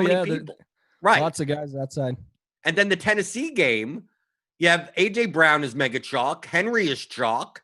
Jonnu Smith is the chalkiest tight end. It's like, how do you play that game without having a chalky stack? I mean, yes, the run backs, maybe Fuller, Cooks, those guys maybe a little less owned, David Johnson. But I'm just looking at that. Like, how do I build a Tannehill stack? I'm building Tannehill stacks. The 5 that I have Adam Humphries in it. Because he's back from COVID, and apparently no one's going to play him. So at 4K, why not? Why play him in the stack if I'm going to play that stack? So just like I look at those situations, and I see the pieces in the Atlanta-Minnesota game getting fairly good ownership, right? Madison and Thielen, but the quarterback's not really. Like, playing the passing, Kirk Cousins passing game without Madison. That seems like leverage. Or playing the Ryan passing game with Julio and Ridley, Gage, Hurst. That game, it's in a dome. It's one of the highest total games. And Matt Ryan's coming in projected at 3% ownership. So, I'd much rather take my shots on there than play these 5,900 level, Stafford and Fitzpatrick and Tannehill. If they beat me, they beat me. But I just think probability versus ownership, I'd rather go another way. Yeah, my boy Kirk Dees, he's been on fire on the Tourney Takes pod. Last couple of weeks, he's been doing really well, and just going into some thoughts. And his was the Matt Ryan one's really interesting, right? Because like you said, you've got Cousins is not showing as much ownership. I think you talked about a great way. You could do something like a Cousins Jefferson, and then you can still eat your Irv Smith if you wanted. You got enough money to spend elsewhere. You can get unique, but it's not the Madison Thielen that everyone's going to and even playing them together in some cases. Or when people think they're getting sneaky by getting off Madison and going Thielen and Irv Smith, you're not really getting that sneaky. You still have a pretty common stack that's going to be out there. And then, like you said, naturally just going I love opposite quarterbacks, I call it, quote unquote, where you're just going with the guy on the other side. So an example would be, I also like Deshaun Watson.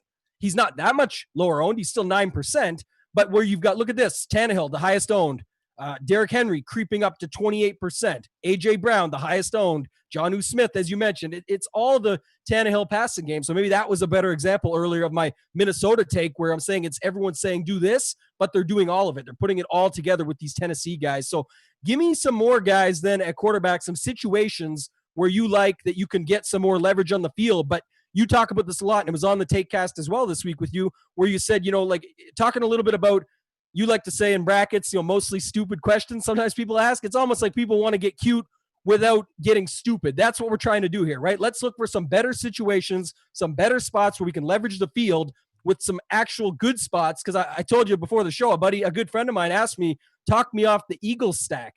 And I was like, what?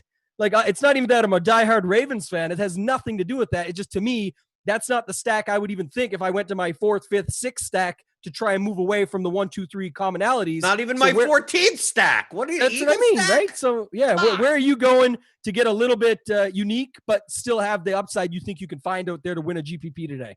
Okay, 3 places. This is what I'm doing. This is my biggest leverage at stack wise. 1, I'm going to play a little Nick Foles. I'm going to try to get leverage off of David Montgomery ownership, play Allen Robinson, play Darnell Mooney, play like Mike Davis on the other side or Robbie Anderson on the other side. I don't have a ton of exposure there, but I just wanted to mention it. We mentioned the Green Bay Tampa Bay game. we have Aaron Rodgers, and we have Tom Brady. Both of them have nearly 300. Aaron Rodgers has slightly over 300 prop. Tom Brady's at like 290. Playing skinny stacks of that game. Maybe not 3+1s, 2+1s. So you're pairing Rodgers with Adams. You're pairing Brady with Godwin or Evans, but not playing both. They're too expensive. I could see throwing in an MVS if you want to make a Rodgers 3+1, or use MVS as the run back and a Brady 2+1. But I think that game is going under-owned because it's expensive. You have to play cheap running backs. So if you're fine with fading Madison, fading Henry, maybe even fading Davis, or playing one of those guys and then two of the cheaper running backs, I think that is a contrarian route. And then on the opposite perspective, if you want to pay up at running back, the vomit stack of the day, Hambo, people love my vomit stacks. We do. The vomit stack of the day, I think the game with the third highest neutral pace is the Giants and the Washington football team. These are bad football teams. This game could easily just be 13-10, but it could not be. And Daniel Jones has rushing upside. He's 5,400. The Washington gets to the passer pretty quickly, so he may have to scramble a bunch. All of his receivers are cheap. Slayton's 5,400, Tate's 4,600, Engram's 4,900 at a very weak tight end position that, like, maybe 8 points is good at tight end. So what do you need out of it? And then the obvious run backs are McLaurin or Gibson. So, at least the Washington team has a very condensed, who would you play? You're not playing Dontrell Inman probably, or like Logan Thomas or something. So I think in lineups that I'm playing Madison and Henry and the 7K type running backs, I think Daniel Jones makes. It's a low probability case, but I'm just there's a path. It's the lowest total game on the slate. But last week, Pittsburgh and Philadelphia was the lowest total game on the slate, and they put up 60+ points. So there is a probability that it could happen. It's a lower probability, but compared to the ownership, we have Daniel Jones is under 2% owned. Slayton at 5% ownership. Tate Ingram's the same, Tate's even less. Exactly. Right. Lots of spots there. And then you mentioned the Green Bay Tampa Bay game. And if you look there, Devontae Adams still getting 13%, but that might be just bad considering I know he's 8,000, but this is a guy that can put up 40 points literally. So, like you said, running the 2+1s there, you can get Rodgers, Adams, and then run it back with a guy like Godwin. I think he has a little bit better matchup in that game, just to give you an idea. And that's a 3-man stack. It's plenty fine. You could use one of the Tampa Bay tight ends. If you want to get there, I think that's not a bad idea. If you want to go something like that, I mentioned Rodgers and Tonyan, and then definitely can afford a Godwin or an Evans and still feel good about what the rest of your build looks like. And those guys are all super extremely under-owned as far as what they're going to be versus the field, right? If you go down and look at some of these guys and where they're at, it's 3 and 5%. So I like that. We're going to talk about running back in a second, but I think some of the running backs are quote unquote good chalk. Maybe a guy like Mike Davis, Alexander Madison for the position he's in. I could see, a route for him to bust. I did talk about this a lot this week. There's just other guys on certain sites and I forgot to mention this. Let me stop for 2 seconds here, but FanDuel single entry series. You guys got to get over there. It's filling up fast. $5, $33, $100 buy-in. The payout structures are actually really good. We'll leave the rest up for discussion, but politics wise, but I think it's definitely a good spot. I'm in all of them as far as the single entry series goes. Love that. Over here, we're talking about, DraftKings right now, but you want to get over there and fill those up before they get loaded. So back to quarterback, just want to round it out. I got to go back to your one take you had there on Nick Foles. I just had to plug in my min, we're using Lineup HQ. I love the min max feature. I had to make sure for when I get off the show, we save 40 minutes so I can finish out. But that was a take that I had on the podcast this week with Killa B and with Kirk. I said, man, I don't want to stack this game up, but then I kept talking about all the plays. Mooney, Robinson, you talk about Davis, you talk about Montgomery, you talk about this game. There's just so many plays in it, and it's naturally a good way to leverage off of using Montgomery. If you don't want to go that route, I like Davis on the other side, and you can have your Foles, Mooney, Robinson, even Jimmy Graham. If you look at his numbers and what he's been doing for them, his end zone and red zone action, it's been solid. So there's really a lot of ways to stack it up. And then I don't mind your Daniel Jones call. He's the guy that popped for me early in the week, but it just felt like, I don't know if I can go there. But like you mentioned, tight end, nobody's talking about Ingram. You've got Slayton. We all wanted to be on him last week, and he did well. He actually could have done better. and now it's like nobody wants to talk about him this week. So it's funny how that goes. We'll get to it more when we talk about wide receiver and see some of these ownerships. But it's almost like in football, it's the spot where people think, oh, he can't, the commonality is he can't do that 2 weeks in a row. But he absolutely can. They, him, they, whoever you want to call it, they can definitely do it the next week. Anybody else, stacks-wise or at quarterback? I don't think so. I mean, everything else that we've mentioned. I mean, you could. No one seems to want to play Lamar, but he has 40+ point upside. You pair him with Andrews at a weak tight end position, and you're good. I'm back. I thought it was you guys. My bad, guys. Sorry. Was that a frozen take? Was that a cold freezing takes? Is that part of what happened? Freezing cold takes? Maybe that's what it was. Which one are we going to claim it to, though? The Daniel Jones or the Nick Foles? Well, I was talking about Lamar Jackson. Let's see if he rushes the ball. Oh, I like Lamar Jackson. We can definitely end on that note. I know I'm a homer, but the big news is I've been talking all season about fading him. Every week I've said to fade him. This is the first week I said we should try playing him, and I don't mind it. It's more so something I also heard you and Brandon Adams talk about on your podcast this week with the Advanced Sports Analytics guys. Was I can't remember if it was you or Brandon, but I love the take of when everyone's paying down to these quarterbacks. Like, look at these quarterbacks that are chalk: Tannehill, Fitzpatrick, and Stafford. There is definitely a scenario where at least 2, if not 3 of those guys bust, right? At these prices. We don't have a Mahomes, a Russ, a Dak, RIP Dak, any of these guys on the slate that we're used to having. Josh Allen, none of these guys are on this slate. And what if Lamar has one of his big games that we've been waiting on? It's Philly. Guys have lit this team up in the secondary. Chase Claypool just last week for 4 touchdowns. But, now you could have that game. And what if he beats the quarterback position by 15 points and then talk about the same thing at tight end? I know we're moving around here, but it just goes with the stack take where there's nobody here. You're missing Kittle. You're missing Kelsey. You're missing all these other guys. Like you said, it's sort of everybody's paying down to Jonnu Smith, Irv Smith. Andrews has some ownership, but there's 9 out of 10 lineups that don't have him. He's sitting around 10% here, and he could blow this position away by 10 points as well. And then you have a naturally unique construction. So that was a take I liked. I went with it. What's your thoughts on that? Because I missed it when I cut out on Lamar, and we'll move on to running back. I got a couple. I'm not playing much Lamar because the stacking doesn't make it. It's hard. I don't want to play anyone on the Eagles, but I mean, I got 3 or 4 lineups just in case. I mean, I play large field GPPs, so I mean, for that instance, I mean, I got outs to something, but I mean, I prefer stacking all the other games. I just don't think the Eagles are going to compete, and I just don't like the stacking partners. Like, if anything, I would play Ertz, but then how do I play Andrews and Ertz in the same lineup? On a horrible tight end slate, to play double tight end seems to be severely suboptimal. Yeah, and I'll finish out the take because it's at quarterback. We like to talk a little bit of the stacks. We don't have to get into that late in the show. Remember, what stacks are you on? We normally tie it in with quarterback. I'll just say this is the last part of that take that I had. Is I think for me, it's an obvious 2+1, kind of like the Rodgers situation you mentioned. Expensive quarterback, expensive tight end. In the case of Rodgers, expensive wide receiver 1. But I'll go with some Fulgham only because, like I said, at 8%, everyone says it can't happen again. Like that was a fluke, blah, blah, blah. What I think is the Eagles have nothing going on. I know Ward is going to get the Marlon Humphrey treatment. And they already said it's coach speak. Believe it or not, I don't care. It's the year 2020. Anything can happen. But I'll tell you this, they trusted him last game. He paid off. How do you not try when nothing else is working for you, the Eagles, to go back to a guy like Fulgham and give him, and maybe it's not that, 14 or 12 targets or whatever it was. Maybe it's only 7 or 8, but at 4.4K and a game where I assume they are going to be down and he's only getting 8% ownership because people are like, oh, that can't happen again.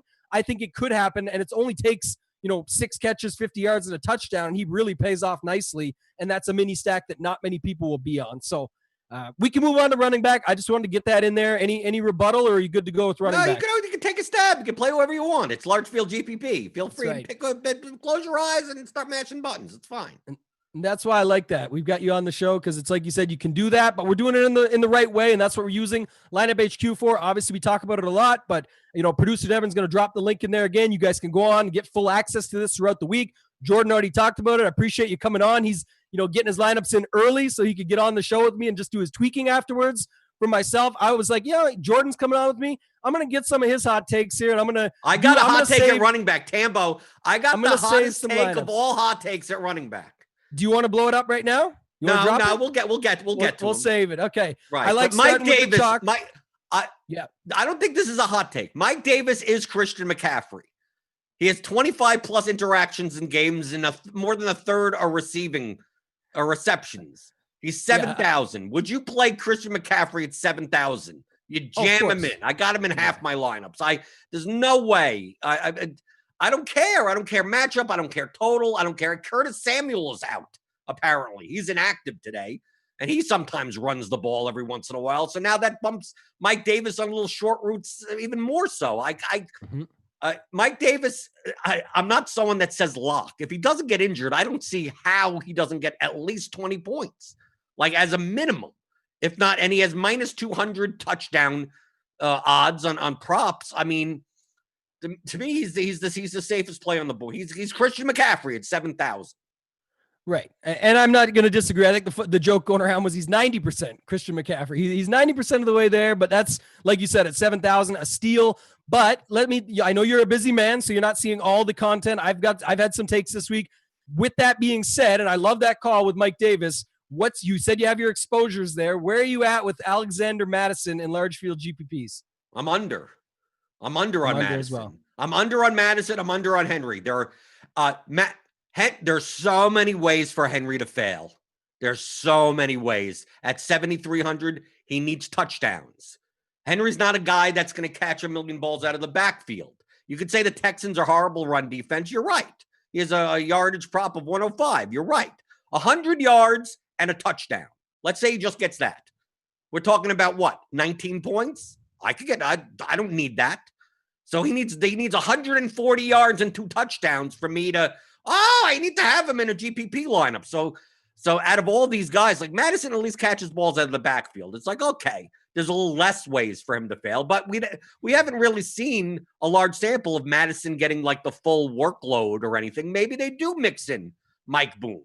Okay. So I mean, they're not none of these guys are locks. I consider Davis to be way above both of these other guys in the 7K range, at least for floor, at minimum for floor. For, if Davis doesn't get 20 points, I'm shocked. If Madison puts up 14 points, and Henry has 12 points, like I'm not shocked. That's well within his range of outcomes. Yeah, I certainly like Henry a little bit more. I talked about it in the expert survey this week. Just, obviously ownership picks up as the week goes on. When it started, there was quite a larger gap between himself and with Madison. But I thought, sort of like a little bit of a perfect storm where everyone's going on the A.J. Brown passing game. So for as far as a leverage spot, that would have been Henry. Now look at his ownership, almost 30%. But then at the other side of it, as far as a pivot play, everyone on Madison, Henry $100 more. Like I said, it's a little bit. It's 7%. It's probably not enough to talk about, but I do still like it. I like the Houston matchup. I think they do want to pound the rock to him. Like I said, the yardage prop is already bonus territory on DraftKings. And yes, he doesn't catch a lot of balls, but sometimes that's erased with 2 touchdowns, right? So doesn't mean it's always going to happen, but it's not a play that I hate. I'm with you on the Mike Davis call. I think, as far as 7K guys go, cash, single entry, 3 max, whatever you want to use them in, I still think Davis has the much higher floor with the same ceiling. And because there's such a high bust rate possibility for Madison and Henry both, I think Davis, again, just is that extra bonus piece as another added extra on why you'd want more of him. So I'm with you. I don't lock running backs. I normally do max, 50, 60% in my large field, just in case. I've got outs, right? Injuries are very common this year, especially, but at the running back position, always. So that was my take there. But then now tie this in, sticking with the chalk. You've got a David Montgomery, much cheaper. Obviously, another great spot. Carolina gets ripped up on the ground. Do you have any lineups with the two of them together, though? Because I know typically, and that's what we can use, the groups for, if you wanted to, just even a basic group. We've talked about this in the past. You go Montgomery and Davis and most of one, right? At most one. If everyone hasn't done it before, players to use at most one. That's an example of a group that you could set up. But what's your thoughts on the two of those in a lineup together, or just how you're going to use them generally? Because you have a lot of Mike Davis. I don't have them both in the same lineup, but out of any 2 running backs in the same game, this would be the most that I would consider doing it. Normally, long-term, 2 running backs on the same side typically are not correlated ceiling-wise, but Davis catches so many balls out of the backfield, and Montgomery's been getting 6 to 8 targets out of the backfield that out of all the games, this would be the one. And none of the other games I would consider that, but this is the one, I guess. But I mean, I'm not doing it only because I'm playing 3+1s. I'm playing running back wide receiver correlations. So like Davis lineups don't have Montgomery, it has Allen Robinson. Or Montgomery lineups have Robbie Anderson. So like I'm doing more of that. And because I'm doing more of that, and that's a way to get leverage, because everyone's playing Davis, not many people are playing Robbie Anderson. Everyone's playing Montgomery, not many people are playing Allen Robinson. So instead of having the 2 chalky players together, I want the chalky player with the less chalky player. So it's not necessarily that I'm not playing them together because they're negatively correlated. It's just that like playing them together is not getting me really much leverage on either of those 2 guys. I want to leverage on one over the other depending on the lineup. Yeah, and I like that. And we've talked in the past, right? You can go here. You've got your quick stacks, your secondary stacks. You can set that up so you have, one running back across from a wide receiver, a tight end in a certain percentage of your lineups. And that would be one, like you said, where maybe in your David Montgomery lineups, you've got it set up so it's Robbie Anderson across from the other side. In your Mike Davis lineups, maybe you've got Mooney on the other side as a secondary stack, and you just don't want to get, we talked about not stacking the game with Foles, but if you don't want to go that heavy with it, I think it's a really good spot to get some of these secondary stacks going and get somebody opposite of your running back because they're both pretty chalky, but there's lots of guys on the other side that have almost no ownership associated with them. And I do like that. Lastly, on the chalk, before we get into some good other spots for GPPs, is there any rule with these top 4, maybe even 5 with Gaskin where you're only playing like at most 2 of these guys so that you do get somebody else in there as your third man or in your flex? Not really. I'm playing so much wide receiver in flex that it's not going to matter that much, right? I'm under on Madison and I'm under on Henry, right? I have a ton of Davis. I'm about even with the field of Montgomery. So my lineups based on how I build in lineup HQ with I have like 84%, 84% wide receiver flex. So like I'm not getting 3 chalk, right? Like none of my lineups, I don't think I'll have to go over them. None of my lineups will have 3 chalky guys. And especially since I'm playing some like expensive stacks, that it's not going to be a Davis, Madison, Henry lineup. Like if anything, the Daniel Jones stacks may end up getting that, but still most likely since I'm under on other than Davis, the 2 7K running backs I'm under on anyway. So I don't have to necessarily, I would consider doing a group like that, but I just don't have to since I'm under on. Yeah, and that's all how you set it up. You talked about a couple things there. If you guys go to build rules, nice thing about lineup HQ, again, if you don't have access, go out and get it. But with flex exposure, you can set it up. I don't want any double tight end lineups. I actually want more wide receivers in the flex in large field GPPs just because typically 3 running back is the most common. I understand why, but on a site like DraftKings with PPR, bonuses, all of that, full point PPR, I should say, bonuses, all of that, I like having a little bit more wide receiver than I do running back, and you'll get naturally contrarian stacks and exposures just based on the setting it up that way, as Blender just said. And then, another situation that he just mentioned was going under. You can see the ownership right here in lineup HQ. As whether it's exactly on or not, it's going to be very close. We have great ownership projections here. If you look at Madison at 35%, you could set a max to 20 and see how that shakes out. If you feel the same way on Henry, you could do the same thing. You can go max to 20, and you're going to be under because that's the most it's going to give you. Even if your projections love to play, it's not going to force you over. So let's talk about some other stuff here, man. We've got Myles Gaskin to round it out. You can give me your take. I know you mentioned him pre-show to me. And then just, same as you did at quarterback, give me some other spots that you like for large field and maybe some guys that are going overlooked in the space. On this slate, we have so many wide receivers that have ceilings. So many in the 5, 6, 7K range. This is why I'm playing a lot of wide receiver flex. In order to get access to a lot of these ceilings, to play like 4 guys, 5,500 and above, you're going to need cheap running backs. You're not going to be able to play Madison, Henry, Davis. You're not going to be able to play. You play one of them, right? And then you still need a cheap guy. I think Montgomery is chalk at 5,800. Then you have Gaskin. A lot of people are playing Fitzpatrick, Parker type of Dolphin stacks. I'm playing none of it. I'll play Gaskin instead. Also, in the 6K range, Jonathan Taylor has the 2nd highest yardage prop on the DK Sportsbook today, higher than Madison's. The Cincinnati run defense sucks. So this could be a Jonathan Taylor game. Wilkins is active, but who knows how much he's going to play. I think at about 15% ownership, I think that's about efficient. So I'm mixing in some Jonathan Taylor. He's not a cheap running back, but he's a little off the board. Same thing for like James Robinson. These are like slightly off the board. I don't think they're the optimal plays, but they could get there often enough in comparison to Henry or Madison or Davis failing. But on the cheap end, we have the Giants as a favorite. Devontae Freeman is 4,900. He catches passes out of the backfield. When are we ever going to see the Giants as a favorite? He's 4,900. There's a cheap running back. Philip Lindsay, right, with no Melvin Gordon. I don't think I think his ceiling is suspect. Like, I don't think I'm going to win a GPP with 12 points out of Lindsay. So, like, I don't have that much of him. We got, like, David Johnson. If you're going to play a Tannehill stack and run it back with David Johnson, I think that's fine. Antonio Gibson on the other side of Giant stacks. I think that's fine.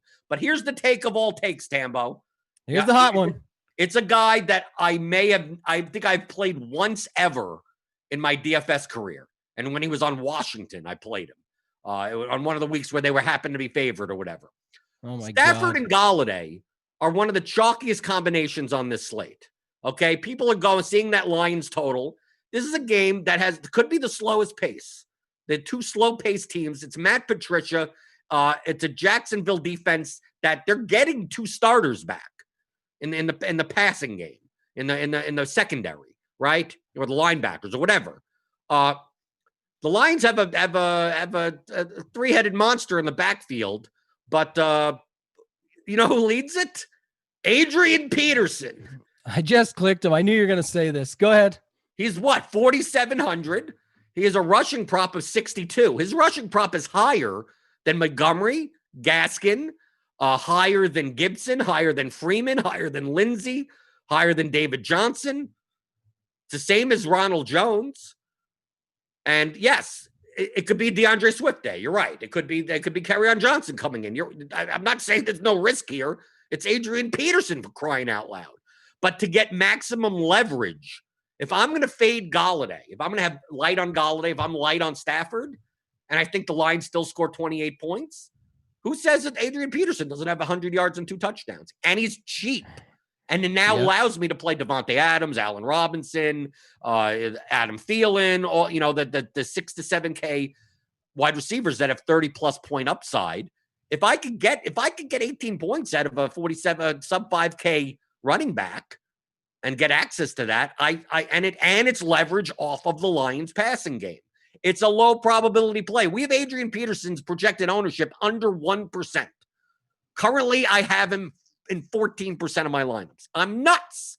I'm absolutely nuts. But if I'm gonna have a quote take, this is not really a take. Adrian Peterson's gonna succeed more than 1% of the time. Okay, this is absolutely a take. Let me stop you for 2 seconds. This is absolutely a take. So keep going. This is not a take. I'm looking at numbers. Okay, let's go. This is Adrian Peterson. At Tambo, if the Lions passing game was not chalky, I would likely have 0 Adrian Peterson. But if Galladay fails, like, that's why I'm playing someone else on the Lions that succeeds when the Lions succeed, but Galladay and Stafford fail. So it has to be someone that doesn't catch passes. Who doesn't catch passes the most? Adrian Peterson. Right. No, and I can't, like I said, from a leverage perspective, I just set it up. I like the take. I think it's a good one as far as, we've had some good hot takes on the show that have really panned out. This could be another one. I'm not saying he's going to do well. I think he's going to fail. I think this is a low probability play. That's the difference, Tambo, between a take and just playing the strategy of the game. It's like, I know this is a low probability, but if it works, I have so much leverage over so many lineups.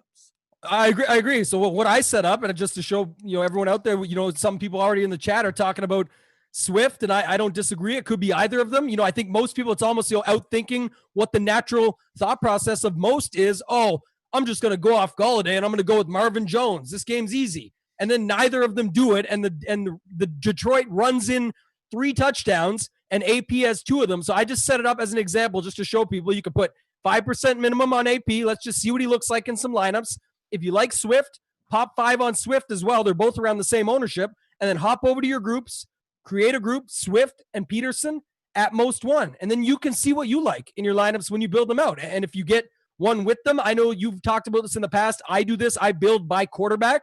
So when I'm seeing, 12 Aaron Rodgers lineups, let's see what that 5% AP looks like in those lineups, or what the Swift looks like in those lineups, and make my choice that way. And then use this feature to be able to save my lineups under my lineups, which we'll get to at the end. So I don't hate it. It's the way you play the game. Like you said, some people forget this at times. This guy versus that guy, who's going to win? Play to win the game. Someone said that once, right? You play to win the game. So I like it, man. I'm with you. I'm going to roll that out for a few lineups now, because it was Will Priester just a couple weeks ago on here with me with the hot take, that he said he had a hot take. Followed through. It was Amari Cooper's biggest game in a very long time, and it came true. So I expect AP all day to put up at least 2 touchdowns here. And you know what else that just made me think of? Again, taking some of these thought processes and moving them to the next level. I also don't mind going with something like the Detroit defense against Minshew, because like you say, it could be a spot where that happens. And Okudah has looked really good. Obviously, that's their big pick up in the draft this year. And if he can get some stops on a guy like Minshew who can absolutely make some mistakes, that could lead to some more short field yardage. That could lead to some more of these touchdowns for these running backs for the Lions. And then also setting up the game flow to be completely opposite of what people are expecting right now, which is, again, how you leverage yourself and vault yourself in front of all of these lineups that have Stafford and Golladay. So love that. Let's move on to wide receiver. With that said, head up to the chalk there. Talk about it, how we're going to get around it, maybe some rules we can set here. For me, I'll tell you off the top, I don't know if you hate this rule or how much you have of either of these guys, but I'm setting up a rule of at most one Kenny Golladay and A.J. Brown. I think they're just going to be in way too many lineups. They're the quote-unquote cash game locks. People are looking on how to use those in their GPP lineups and add different pieces around it, and I just don't want both of those guys in the same lineup. Do you have any thoughts on that, first off? And then what about, everyone wants your Claypool take, some of these other guys in this chalky range up here. So give me your thoughts. My GPP style tends to go under on chalk, so I'm less likely to need to make those groups. If you're going over on chalk, then you want to make so that you don't have Brown and Golladay and Claypool and whoever in the same lineups together as much, because you're playing more chalk in those lineups. But I'm I'm playing every leverage play imaginable on this slate. You think of a leverage play, I got it. Okay, I'm playing 120 lineups. I'm under on Brown, under on Claypool. I'm way under on Golladay to the point of stupidity. I'm playing everyone in that range, or the negatively correlated players of those players. That's who I got. So like Thielen, I'm under also. Thielen's going to be chalky. I'm under on Thielen, over on Jefferson. Right? I'm in the 7K range. Like people are going to play Thielen. I got Robinson. I got Devontae Adams in that range. I got Ridley. I got in the 5K, that Claypool range, I got Brandon Cooks. I got T.Y. Hilton. I got Darius Slayton, right? In that Claypool 50 low 5,000 range. In the A.J. Brown range, I got a ton of Terry McLaurin. But Bradbury coverage. He's been facing the best cornerbacks. Look at his past 5 matchups. They've all been good. He's put up 200-yard games in those. I don't care about the cornerback matchups. If Terry McLaurin is not going to come in like single-digit owned, but he'll be under-owned based on the, quote, matchup. So I'll play him. So Godwin at 6,400 off of Golladay at 6,200. Robbie Anderson at 6,300. That's a pivot off of Golladay. So, I'm playing them all. Julio Jones. He's not even on the injury report. He's in a dome. He's single-digit owned at under 7K. If Julio went out and put up 12 for 180 and a touchdown, would you be shocked? No, I wouldn't. Not at all. It's Julio Jones. So why not play him? Yeah, there's a lot of guys in here that you can use. And like I said, just look at these ownerships. I sorted it by price now. We know who the chalk is, went through it, sorted that at the top. But you look at it, like you said, 13 on Adams, you'll get 20%. That's sort of my thought is this is going to be the spot. I got 33% Tambo. I'm going heavy. Exactly. This is my minimum, right? That's what I'm saying. That's why I love Lineup HQ. You can set it up for this. We'll be able to play around with it. But, the thought process is, how is this guy only going to be 13% owned when there's really so many options that we just went through at cheap running backs that you can use, and you don't just have to go Thielen here. Another guy I like is Allen Robinson. You talked about earlier with the full stack, but just the amount of work that he's been getting And now the setup of this matchup, I think it's, again, right there, perfect spot to get off of Thielen, have a little pivot play. You mentioned Evans, Godwin. Evans, the conversation is around matchup as well. I'm with you on the McLaurin take around the Bradbury coverage. I just don't care about these coverages because they don't necessarily stick with them the entire game. When people post out the tweet and says, but wait, Bradbury did this the last 3 times. That's a sample size of 3. Thank you. I don't care. Terry McLaurin is, definitely one of the top wide receivers, I think, as far as, top 20 in the league. And he's fits that mold. And when you're going to have a guy like him, that's why I got the conviction play on him, 5.7K. He's getting ownership. Don't get me wrong. There's other guys around him, but I think that also could come down a little bit with, like I said, some of the takes I've seen late in the week. So I'll make sure I've got enough of them. What's your percentage on Scary Terry here, or F1 as they like to call him right now? What have you got over the 16%? Okay, I got 7 wide receivers over 18% exposed. Robbie Anderson, 18%. Slayton, 18%. Godwin, 20%. Jefferson, 24%. Allen Robinson, 24%. Allen Robinson has the most targets in the entire league. And he's going to come in at single-digit ownership. That seems so stupid to me. I got 26% Terry McLaurin, okay, and 33% Devontae Adams. If this is how you win GPPs. Like, you got to be, if I'm going to be under on Brown, I got to be over on McLaurin. I mean, like, just these are the things that you have to do. They may be slightly lower probability occurrences. I'm not getting a take that McLaurin's going to beat out A.J. Brown today, but A.J. Brown's 28% projected owned. Terry McLaurin's 16% projected owned. So that's nearly a 2-to-1. Nearly a 2-to-1. So do I think A.J. Brown beats out Terry McLaurin here at more than 2-to-1? No, I don't. Right? Maybe 1.2-to-1. But because of that, that's where I'm getting my expected value from. So like that's all I'm doing by playing this game. That's why I have this heavy exposure to these leverage plays versus playing AJ Brown and Galladay. I still have those guys. I still have 6% Kenny Galladay, but he's only in my Stafford lineups, and all the other spots have to be leveraged.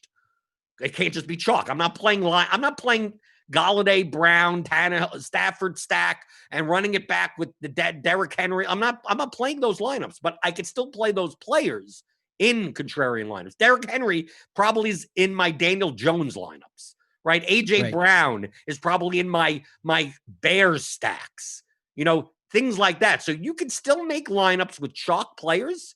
You just need to know in those lineups you have to get different elsewhere. And then in the lineups that you make contrarian, you could do vice versa. So like, it's not a thing of do you play one guy over the other? It's for this lineup in this contest, what makes the most sense to give me the highest first place win equity that I possibly could get. Yeah, I'm with you. And I think, too, the other thing is, I like to talk a little bit about secondary stacks here because this is sort of where you start to pick it up. We talked about it on the show we did earlier in the season when you're using Lineup HQ and you're going through setting up under stacks, under your quick stacks, even if you're doing a secondary stack. I like using wide receiver opposite of another pass catcher, right? You can use it in the same game. You can use a running back with a wide receiver. There's a lot of ways to do it, and I'll set it up to have a mixture of both. And like I said, I sort of virtually hand build because I'm making them happen with the tool, and then when I get to my lineups, I'm saving the ones I like within the quarterback sets. But if you look at this, I mentioned the Allen Robinson one with the Mike Davis. It's an expensive one, but I think it's one that could work. There's always other Chicago guys you could go down to. Who else did I have here I want to talk about? Oh, Odell Beckham. Didn't mention this, but Fulgham last week goes out and gets all those balls. That's sort of the role that you would see with Beckham out there, can catch 10, 12 balls, no problem, and then do something with it. And you could use someone like Ebron at the tight end across from him. You could use James Conner, who we didn't even mention, as a contrarian running back. This is just another one that I thought of that you could go out there and get. And then the other one I like, and I'll let you open up to you for a few, but Jamison Crowder. And this is, again, where games where I don't really necessarily want to stack them up or have the full game stack or something. Jamison Crowder is doing, sort of Allen Robinson-like levels of, targets, catches. It's all easy, short ADOT stuff that he takes. And if you look, this is game log hunting, but I get it. But look at this, 8 for 10, 7 for 8, 7 for 13. Like, this is the style for a guy like him. And you mentioned Gaskin and getting off of that passing game over there. This, to me, is a natural secondary stack with very little ownership associated to it for a guy like Gaskin, who's got some ownership, but not enough to worry about, especially in something like this. So any thoughts on secondary stacks that you're liking from this range or just from wide receivers in general? Right. So secondary stacks, I try if I can, to go up and down at secondary stacks. So I'm not a big fan of playing like 2 7K wide receivers against each other because you're just spending so much money. You might as well have the quarterback of either team in the lineup. So I look for ways to, like, Devontae Freeman is a cheap running back. Well, McLaurin is the correlation on the other side. It's a good one there, yeah. If I'm playing a Tannehill stack and I want to play Fuller as the run back, I want to play him with Humphries because Humphries is the 4K wide receiver, not the $5,600 wide receiver. But in AJ Brown stacks, I play Brandon Cooks as the run back because Cooks is $1,800 less than Fuller. So kind of keep those correlations manageable from an expense standpoint. Because once the expense goes up and you don't have the quarterback, you might as well have the quarterback because the only way that both those guys get ceilings is probably because the quarterback had a big game also to get there. So that's why, like if I'm not playing Thielen plus Ridley without having. I was just going to go to that one as an example, or even go to the chalk for a second, Madison, and then people say, well, I'll just take Ridley with Madison. And what they're forgetting is, like you said, these guys have high price totals with them already, that for them to hit their ceiling, like if Ridley has his ceiling game, doesn't Matt Ryan just go off? So why wouldn't you add Matt Ryan to that stack? And then at least it's a 2+1 that's expensive, kind of like what we talked about earlier with Rodgers and Adams. But I think that goes overlooked. And I like the secondary stack of even a wide receiver, but you mentioned a good one. Why not Fuller and Humphries? Doesn't mean that the quarterbacks went off, but those guys could both have really great games to round out another nice stack within your lineup that you've got as a good game stack or a good 3-1 or 2-1 that you can afford, because that's cheap enough to make it happen, but still correlated to have less things need to go your way. Ideas like it's a parlay, right? If you only got if you got 3 correlated items in your lineup, you need 3 things to happen typically versus needing 9 different random plays. And that's why, last year when the guy won the Millie Maker with every play was 1% owned, not quite, I'm exaggerating, but everyone was a big conversation around that is almost like too unique in a sense, even though it's hard to say he won the $1 million, but we're just saying it needed a lot more to go right than what the way we're typically building need to happen to get to the top of the field, right? Right. It's like that he built a lineup that had 2 million to 1 shot that won. But you don't have to build a lineup that has a 2 million to 1 shot. You can build a lineup that just has $1 million to 1 shot. It's like we're talking a little bit semantics here, but it doesn't mean that you need all single-digit owned players. Like I said, I'm playing a ton of Mike Davis. I'm playing a ton of the chalky guys. I'm still playing. I still have. I'm looking down at my ownership. I still have 14% AJ Brown, which is still half of what he's projected to be owned because he's a good. The reason why he's high owned is because for 5,600, he's a good play. He projects extremely well. So it doesn't mean I'm Xing these guys out. But a guy like T.Y. Hilton, I know he's dusty, and then you have Chase Claypool with one game wonder. Like, if Chase Claypool is going to be 4 times more owned than T.Y. Hilton, like, it's plus EV to just play Hilton in that spot if it's in a vacuum. And then if I'm playing Hilton on one side, I can play Tyler Boyd or Higgins on the other side, and I correlate. Or if I'm playing Jonathan Taylor, I can play one of the Bengals wide receivers. That game is going overlooked, but probably rightfully so. But like you said, I'm trying to not make it so I need to get 9 separate things right. That I need to get 5. I need to get 4 or 5 separate things right. And if those break for me, I have a good chance at a 6-7 figure payday.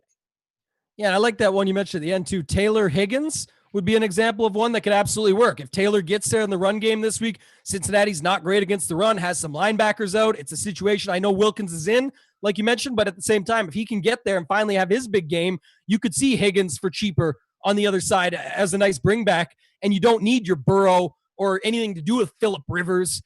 Nothing with that makes sense. So you wouldn't need to go there, and that would be absolutely a nice secondary stack you could have. We got about 10 minutes left here. Talk a little bit about the tight end. We talked already some about the tools. We're not going to get into every group and every build rule on this. That's not what this show is about. Want to show the tool off, some ways that we use it, and get to that. But talk to me about the tight ends, because the chalk is the cheap tight ends, right? You look at it, it's Jonnu Smith, who's not cheap. He's in the mid-range, but Irv Smith at 2.5K. I like to play quite a bit. It's still, it's only 12%, but like I said, I will have enough, much more of, the field of a guy like Mark Andrews to change the natural construction. So what's your thoughts here? We've got 10 minutes to go. Tight end is garbage. Tight end, if no tight end puts up an outlier result, tight end's not going to matter on the slate. Okay, that's why people are going down for cheap tight ends. Like, we don't get a 20-plus point game out of a tight end. Any tight end could win, right? If you could win with a 2-point tight end, you could win with a 0 point. You could essentially zero with the 0 even. So, like, the tight end is whatever fits. Like, I'm literally going with whatever fits. I think the best as far as upside versus ownership, I think the 2 tight ends in the Browns-Steelers game, because people are going to play Irv Smith, and it's going to correlate with their Viking stacks. And I'm playing plenty of Irv Smith. He's minimum price, so why the hell not? Because I'm playing a ton of that passing game, right? So if I'm playing a ton of Ryan and a ton of Cousins, it makes sense that I'm playing a ton of Irv Smith. Trey Burton's going to be somewhat popular at 3,100. But, like, I'm not playing that much Titans, so I'm under on Jonnu Smith. But Hooper and Ebron both have high touchdown equity. Hooper's gotten 10 and 7 targets the past 2 games. It's pretty crazy. Ebron is natural kind of leverage off of Claypool, right? Because maybe the targets go Ebron's way. And it's at a tight end position that's weak. They're not expensive. They're in the 3,900 and 4,100. So they're, like, right in that middle range between Jonnu Smith and Mark Andrews and those guys versus the really cheap punt guys that maybe Hooper or Ebron is someone that comes down with the 6 for 60 and a touchdown. 6 for 60 and a touchdown is 18 points. It could be huge on this slate, like you mentioned. Absolutely, yeah. This position is garbage, as you mentioned this week. I think, like you said, that's why I also don't mind getting over. I know you normally say, "Oh, cheap value tight end like that sucks," but because you see it, I see it, everyone's mentioned it. You know, the fact that tight end is so horrible, and we like some of these stuff. I know someone said we didn't talk. We did talk about Green Bay and Tampa Bay. We're all over it. We talked about being overweight on Adams, Evans, Godwin, Rodgers as well, maybe even Brady if you want to get there. So I just think that's the whole point, is if you're getting these other expensive plays in your lineup, Irv Smith is the best cheap tight end that doesn't have a chance to put up a 0. He could put up 5 or 6. Yeah, that wouldn't be ideal, and that would be considered a bust, but maybe that's enough if the other guys don't do it. And we'll have, even if you've got 20% Irv Smith, 80% of your lineups are going to have a different route of guys in their lineups that, like you mentioned. So Mark Andrews, Eric Ebron, Hooper. I mentioned Tanyan. I like him for those stacks. I think it's a guy no one's going to go back to, and I'm not trying to tell you he's going to catch another 3 touchdowns. I'm saying I don't necessarily just think it was a 1-game thing. Rodgers does go back to guys that he trusts. It might be 6 catches for 60 and a touchdown, but as you just said, that's pretty valuable on this slate at this tight end position. So I don't mind that. Ingram, we mentioned earlier. I think that's a fine play. What's your thoughts, though, on Hawkinson? I know we already talked about the AP leverage and that situation there, but just because he's not even getting much ownership, you got 0. I was going to say the only way I might use him, and I get your perspective, the only way I might use him, though, is to go with leave the other guys out. So, like, if you wanted to do it, I'm just saying this would be another way that you could do it, is you could say, if you're going to have Stafford in your builds, and I know people are, so that's why I'm hitting to this, you can go with your Marv Jones and you can go with your Golladay, and you could say at most 1. Again, everyone's doing 3 1s now. Everyone's doing 1 and 1, and they're using, okay, I'm not going to use Golladay, I'm going to use Jones. I'm just saying at 5% ownership on Hawkinson, build your Stafford lineup, see what you like, and this would be a way to do it where you'd get some Hawkinson lineups with just Stafford and then see what it looks like on the other side. Maybe it's a Stafford, Robinson, Hawkinson. That's a pretty nice little mini stack if you really think that game has a shot. I know we've talked about that. It's not really about what we think, but about how you want to build and be, what your thoughts are and how you're doing it. I think that's the way you could go about it. One more, someone mentioned it, just going back a notch. Donnie Watson, love this guy. He's always in here. Appreciate the support. Damiere Byrd and Philip Lindsay is an absolute amazing secondary stack, in my opinion. Blender nailed it earlier. Again, people overthink this stuff, and they maybe not overthink. I shouldn't say that's the wrong word. They don't think enough about this stuff, where we talked about like the ceiling perspective. That is a $3,500 receiver and a $4,300 running back that absolutely can both get there in the same game, that you probably don't want Locke, and you might want to put Cam Newton in it. You could. Imagine what that would free up and how much chalk you could plug in that you think is good chalk, like Davis, Madison, all these other guys. I'm fine with that. So 5 more minutes here, Blender. I know I'm shrugging.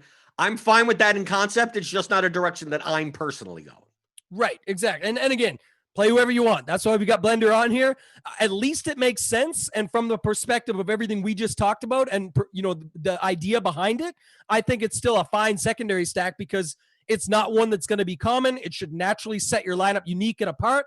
And if you want to complete it, I think Cam Newton is a guy we didn't talk a lot about, but you could go back here, 5% ownership, just the rush attempts alone. If he is healthy and back off everything, it was just, positive testing with COVID. He's playing. That's all I know.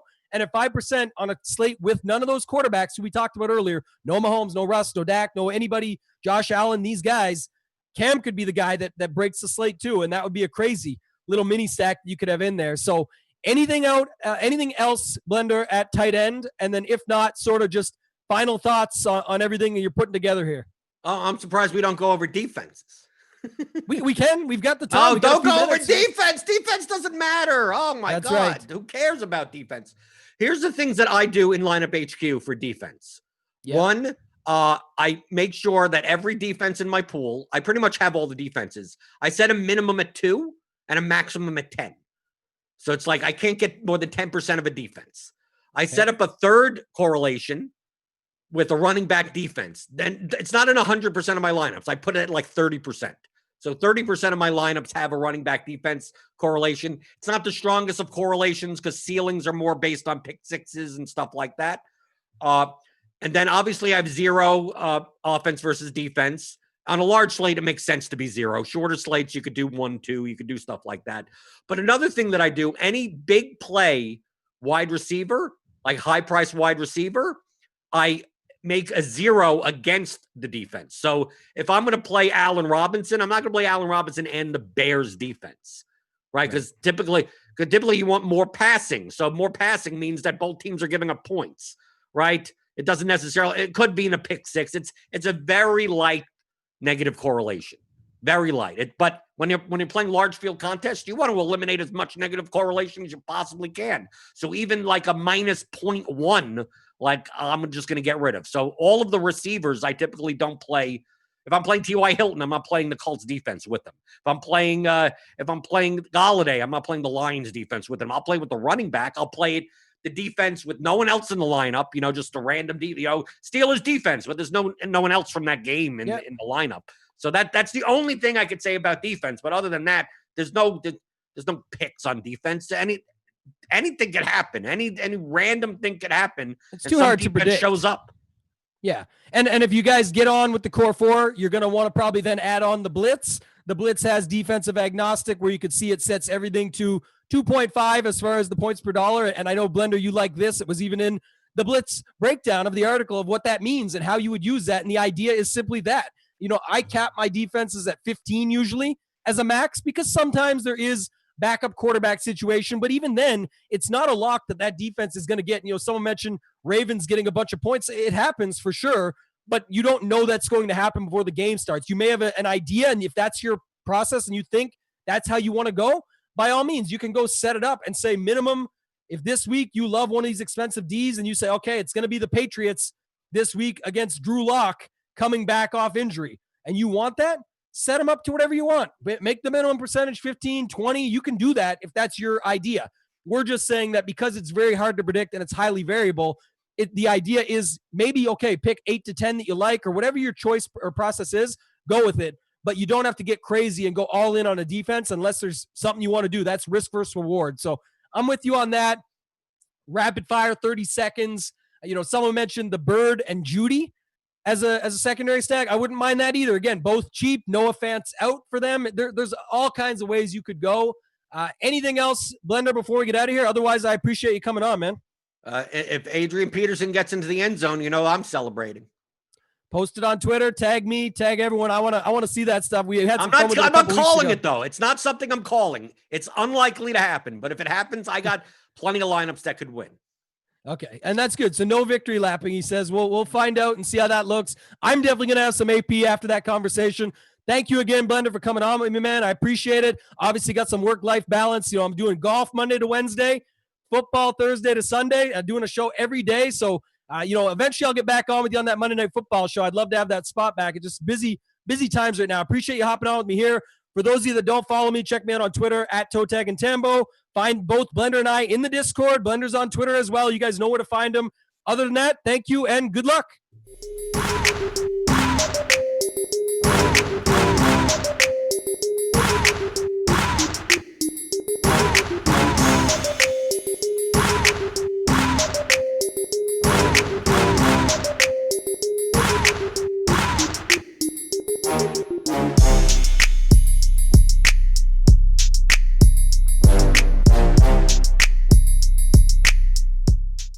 Here back in the Fantasy Bar, 6 of my favorite plays for week 6, including my favorite game stack of the weekend. What tight end am I going back to after disappointing people in week 5? And a running back I think is in a tremendous spot here. Who are we talking about? Belly up to the Fantasy Bar and find out. Welcome in, guys. Week 6 edition Beers Daily Fantasy 6-pack back here once again in the Fantasy Bar, giving you 6 guys fresh off the tap, covering both FanDuel and DraftKings. Again, we'll talk some stacks. We'll try to find some value. Where are we spending money? Looks like a fun slate of games. Now, before we look at week 6, let's take a look back at week 5 and decent week. You know, we had some good hits with that Houston connection. Brandon Cooks definitely got it done for us, going back to the well there, but a little disappointed. And guys like Dalton Schultz basically gave us nothing. James Robinson was disappointing, but the receivers were good to us. All in all, a decent week, but we can do better. So let's do just that here in week 6. Before we talk about this week's plays, guys, do me a favor. If you're on YouTube, take a second, click that thumbs up button. Really helps us out. Means a lot to me. That's the tip jar here. As I always say in the Fantasy Bar, make sure you do that. Also, make sure you subscribe to the channel. Get notified when all the videos are coming out. All right, let's talk week 6. Let's start at the tight end position. Like I mentioned, a guy I want to go back to this week, Evan Ingram of the Giants. So Ingram disappointed last week. Kind of the chalky tight end. Everybody was on the Giants last week. Really disappointed. Had that rushing touchdown, which kind of salvages day a little bit. But we know tight end has been an absolute disaster so far this season. If you haven't been spending up each and every week, you've probably been let down here. So let's go to the mid-range here and roll with Evan Ingram. Now, that Washington defense, very good against the run, but kind of suspect against the pass here. So I'm expecting more success. I know this team should have got it done against Dallas last week, but against Washington, 5th most fantasy points allowed to the tight end position. And those 2 targets last week, I'm going to throw that out. Coming in games before that, averaged almost 8 targets per game. Expecting a bounce back here, expecting the ownership to take a big hit off of a highly owned week 5, get Evan Ingram in those week 6 lineups. All right, let's spend some money at the wide receiver position. In fact, we're going to go all the way up to the top, go with Davante Adams of the Packers. Now, we haven't seen Davante in a while. Since week 2, kind of ho-hum after that huge week 1 where he saw 17 targets, but has had a few weeks to get right, had the bye week, so they sat him out before that. So I'm expecting 100% Davante Adams here. Now let's talk Packers offense. They lost Allen Lazard, Bob Tonyan, great story, those 3 touchdowns in that game. But we know Davante Adams is going to command a ton of targets, especially in a game like this against Tampa Bay, who has been torched by wide receivers, giving up a league-high 71% completion rate to wide receivers. We know they are very good against the run. Been all right against the pass. The numbers say they've been good, but they have not faced an offense as potent as this Green Bay offense. We see that in the team totals here. Vegas has this projected as an absolute shootout. In fact, Green Bay, one of the highest team totals on this slate at over 28 points. Pay the price. There's plenty of value here. We'll give you some more cheaper guys, but Davante Adams definitely going to be a core piece for me here in week 6. All right, let's go to running back position. We're going to go right back to the well, a la Brandon Cooks last week with James Robinson of the Jaguars. So same rationale here. The matchup might be even better than it was last week, and really wasn't a huge disappointment, but we expected more out of Robinson. But what has been there have been the touches, 17 or more touches now in every single game this season. I mentioned it last week. He's basically Leonard Fournette without the name value of Leonard Fournette. And those prices still under 7,000 on both sites here. And let's look at this matchup against the Lions, 3rd most fantasy points allowed to this position so far this season. Running backs have been an absolute lock and load against this Lions defense. So let's not change things. Another game with a huge total here. I think people will be all over the Jaguars passing game. I'm okay with that as well. But let's not forget how good James Robinson has been. The workload will be there, and the matchup about as good as it gets here against the Detroit Lions. All right, I really like that game. Let's go to the other side and go with quarterback Matthew Stafford. So Stafford been somewhat quiet compared to the end of last season where he's putting up gaudy numbers, but when you dig in this season, been solid. I mean, we're talking about multiple touchdown passes in each of the last 3 games. Hell, you got a guy like Daniel Jones hasn't thrown a touchdown in a month. We hope that changes here with Evan Ingram. But back to Stafford, the Lions' massive team total here on this slate. We mentioned that Green Bay total. Detroit's even higher here, closing in on a team total of 30, and this is the premier matchup for a quarterback. The Jaguars dead last in DVOA against the pass, second most fantasy points allowed to the quarterback position. They have not slowed anybody down.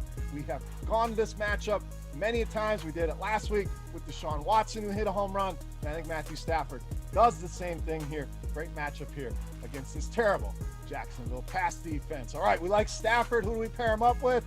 Oh, Kenny Golladay, too easy. We're going to go to Marvin Jones Jr., our next play here in the 6-pack. So Jones been kind of quiet this season, especially that last game. He had the bye week, so kind of out of sight, out of mind here with Marvin Jones. But let's not forget about the ceiling this guy brings to the table. We've seen many a massive GPP winning games out of Marvin Jones, and you're going to get that ceiling at a very low ownership. I'm not ready to write this guy off yet. Still playing a ton of snaps. In fact, 95% of snaps so far this season. Yes, the numbers dipped when Kenny Golladay returned to the lineup. I understand that, but these two have been able to coexist over the years. I don't think that's a massive hindrance here. I think the Lions going to be able to do whatever they want. And if people go with Stafford, who definitely is going to have some ownership, the first pairing they're going to go with is Kenny Golladay. So cash games, sure, I'm all about that. I will have some Kenny Golladay in tournament, but the leverage to go to Marvin Jones Jr. at a fraction of the ownership you're going to get Kenny Golladay is the way to go here in tournaments, or hell, even double stack both of them. The point is, it's nice leverage, it's low ownership, it's a big ceiling, it's a terrible secondary. Add it all up. Marvin Jones Jr., a phenomenal play here in week 6. All right, it's time to take a look at my favorite play for week 6. But as always, before we get into that, guys, we're going to continue our Beast of the Week contest. Free to play. A thank you to you guys for watching the video, hanging out in the fantasy bar. All you got to do, get in the comment section right below the video. We'll go with FanDuel this week. So guess FanDuel points for my Beast of the Week. Closest guess will win themselves a free week of Rotogrinders Premium, a chance to check everything out, or a free Rotogrinders t-shirt. All right, without further ado, let's take a look at my favorite play for week 6. Known as the Beast of the Week.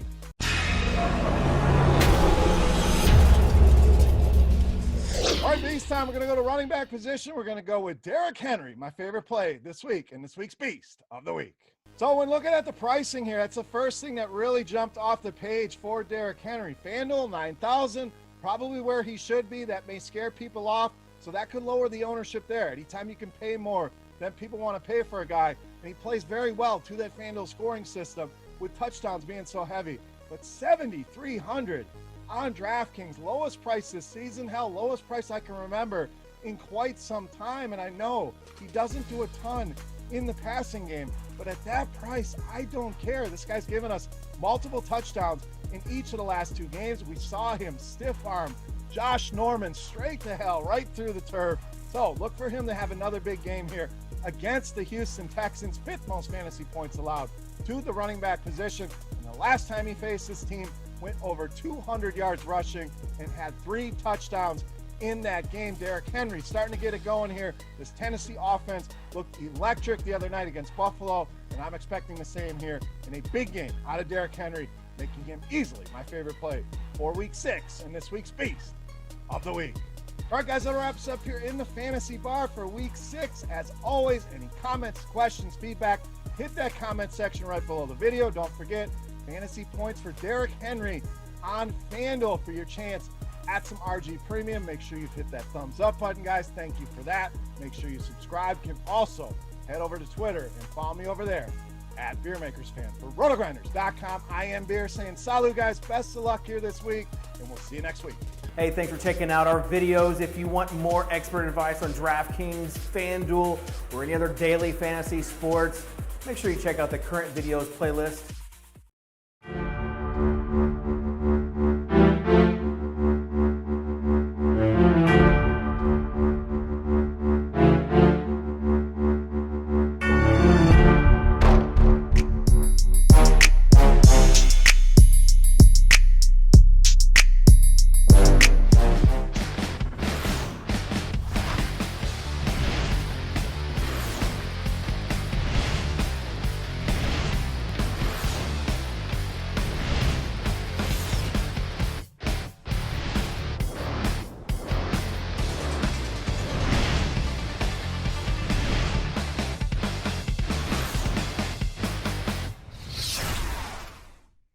What is up, everybody? Welcome to Crunch Time. It is NFL edition, which is probably the most fun sport there is to play.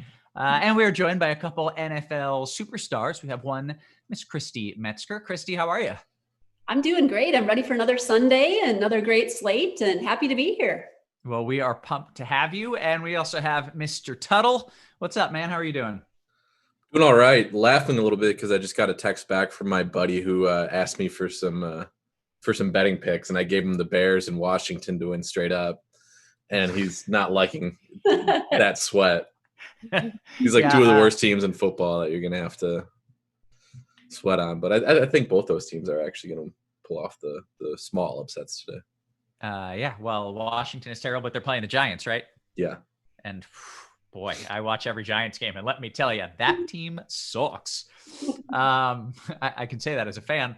By the way, if you guys didn't know, we have our FanDuel single entry series going on. Christy, repping the hat. Tuttle, repping the tag over here. I'm the only company man who's actually wearing a Rotogrinders gear. But the single entry series that we're running is full. You missed out. You can't do it this week. It's already full, but it continues. We're going to do it next week as well, so be sure to get in on that. Also, if you're not a premium member, now is not just as good a time as any to sign up. It's a great time to sign up because you get a deal. We're running a promo for you. So go ahead, sign up. You get expert advice from a whole squadron of experts. And we have the best tools in the business as well, like Lineup HQ. With that out of the way, let's get to some content. I will start with some weather. I don't think there's anything too alarming. I code it green, yellow, orange, red. I've got a few games as yellow, no orange, no reds. It's probably going to rain in Tennessee for the majority of the game. I don't think Derrick Henry minds. I think he's going to be okay with that.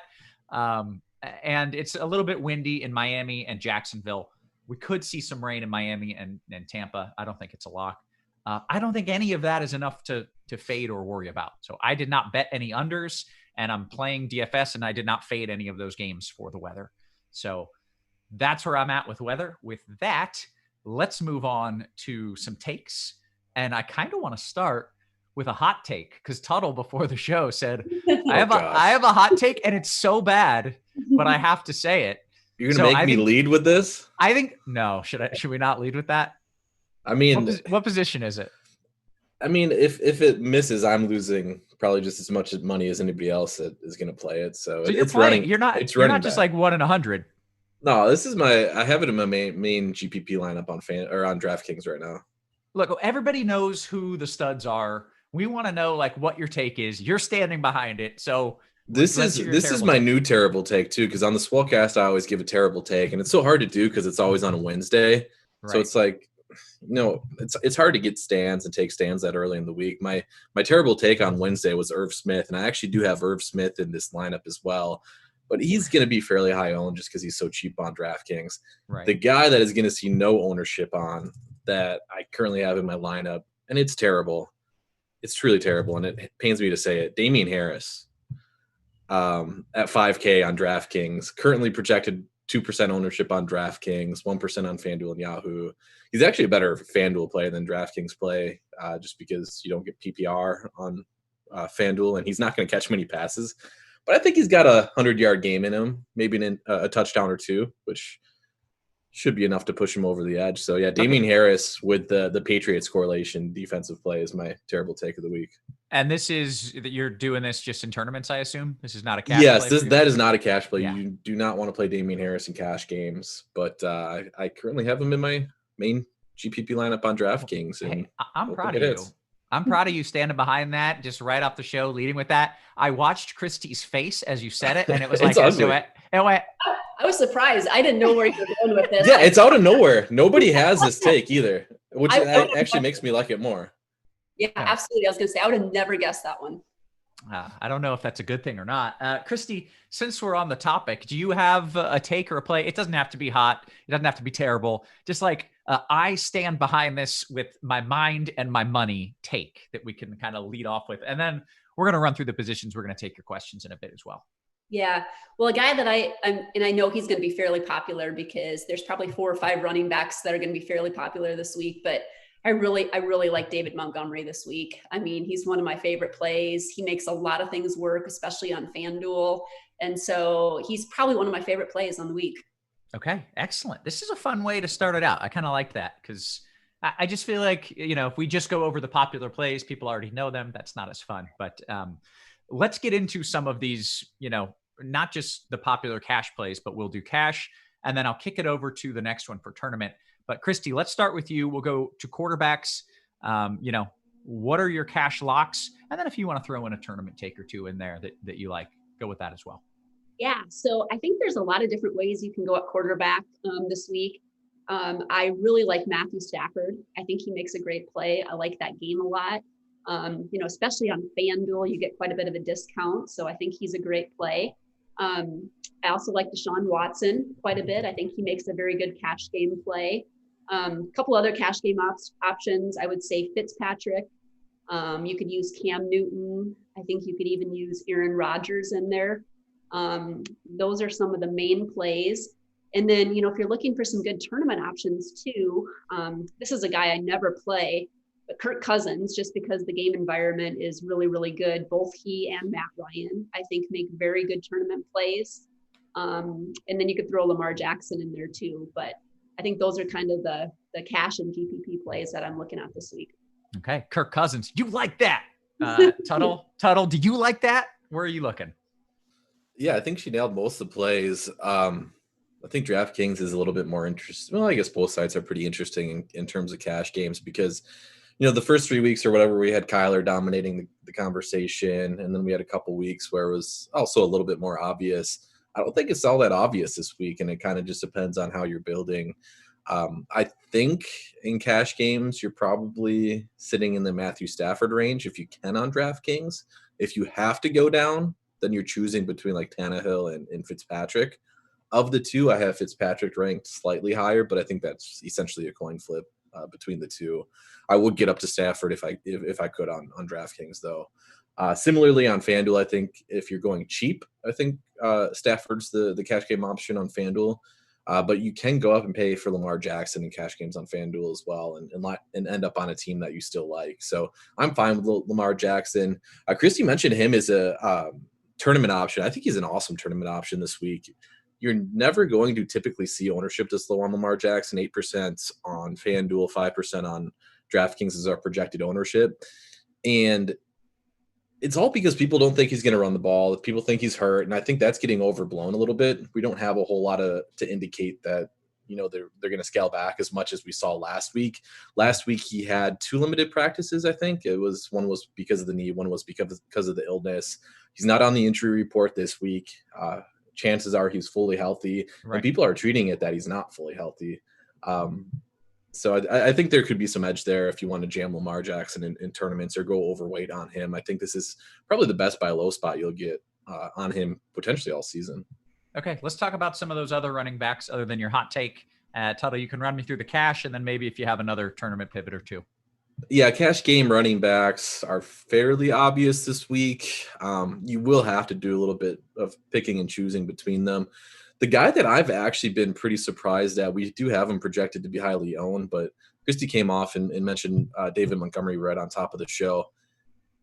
People don't like him that much this week. He is getting some love, and again, he's going to be heavily owned, but a lot of the people I'm talking to are just not playing him. Just because they've burned him in the past. He's not very good. He's not a good runner. He's not. He's not a good player. But we like volume. We like matchups. He's going to get the volume. He's going to get the matchups there against Carolina. I think he's handled over 80% of the running back touches since Tariq Cohen went down a couple of weeks ago. Again, the matchup's one of the best you could ask for against Carolina. I'm not trying to say he's going to be sneaky or whatever, but I feel like he would typically be like a no-brainer play at his price tag, and people aren't treating him as that for whatever reason. The other high-owned option we have him projected as the highest owned, Alexander Mattison with Dalvin Cook out. I've seen a lot of people say, hey, would you play Dalvin Cook at 7,200 against Atlanta? And that's basically the reasoning. I don't disagree with it. I mean, he's a really, really good play. I do think there is some potential that Mike Boone gets a little bit more involved in the offense this week. So might want to scale back Alexander Mattison projections a little bit, but even if you do so, he's still rating as one of the best running back options of the week. And then one more I'll talk on, and I'll let Christy clean up the rest. Derrick Henry at 7,300 on DraftKings, 9,000 on FanDuel. He's one of the more interesting decision points for me this week, just because I saw him play Tuesday Night Football, and he didn't play that much. He was only on the field for about 50% of the snaps, a little over 50% of the snaps, which, makes sense. They're coming off a long break. They wanted to kind of ease him back into the thing. But here's the thing. It's a short week now, too. Are they going to do the same thing? If they do the same thing and he's only on the field for about 60% of the snaps, you're not going to get the Derrick Henry that you grew or that we're used to from past years where he's getting close to 30 carries. That might not happen. So I'm a little bit more weary of him than I think most people, but I still think he's a good play. And if he does get his full workload or go back to his full workload, then I think he's one of the best plays on the slate. I'm just a little bit hesitant to know if that's actually going to be the case or not. Okay, great. Christy, give me your thoughts on Derrick Henry if you're playing him, and then maybe some other tournament plays there at running back. Yeah, I definitely see, Tuttle's point with Henry. One of the reasons I like him quite a bit this week is, he's got 2 touchdowns in each of the last 2 games. The Texas defense has really given up the second most rushing yards per running backs to running backs. And so, if that game's close and high scoring, I do like him quite a bit. And he's definitely in, I definitely have him in a fair amount of lineups. I think, I also like Mike Davis quite a bit. I think, he used to play for the Bears. The Bears gave up on him. I think he makes a really great play today. And I like playing actually Davis and Montgomery, actually. And just like Tuttle said, I think Montgomery earlier in the week, I thought he'd be extremely popular. I don't think that's going to be the case, which makes me like him even more. I mean, I think he's just got an incredible matchup. I also like Madison, of course, too. I also like James Robinson. If you're looking for someone to come back in the Tennessee game, I think, he certainly makes a good game or a good play, I should say. And then just a couple other guys. I did write up Joe Mixon as a tournament play this week. I doubt very many people are going to play him. And the reason I like him is, he's getting a ton of touches. He had 24 touches last game. Not a super matchup, but if you're looking at volume, I think he's someone to, pivot off of some of the other chalkier plays in that 7K range on both FanDuel and DraftKings. I love it. Christy, let's talk about wide receivers. Can I give one more GPP take at running back real quick? Yep. Antonio Gibson. Don't want to miss him. I think he's a really good play, especially on DraftKings with that PPR. Kyle Allen back for the Washington football team. He was a check down machine the first few series that he was in last week before he got injured. And I think Antonio Gibson's a really good play. There was also a lot of coach speak, or some coach speak, I should say, surrounding how they want to get him even more involved in saying that 14 touches isn't all that much, and they want to get him more involved in that. So I do like Antonio Gibson a lot in tournaments too. Excellent. Good stuff, Tuttle. All right, Christy, wide receiver?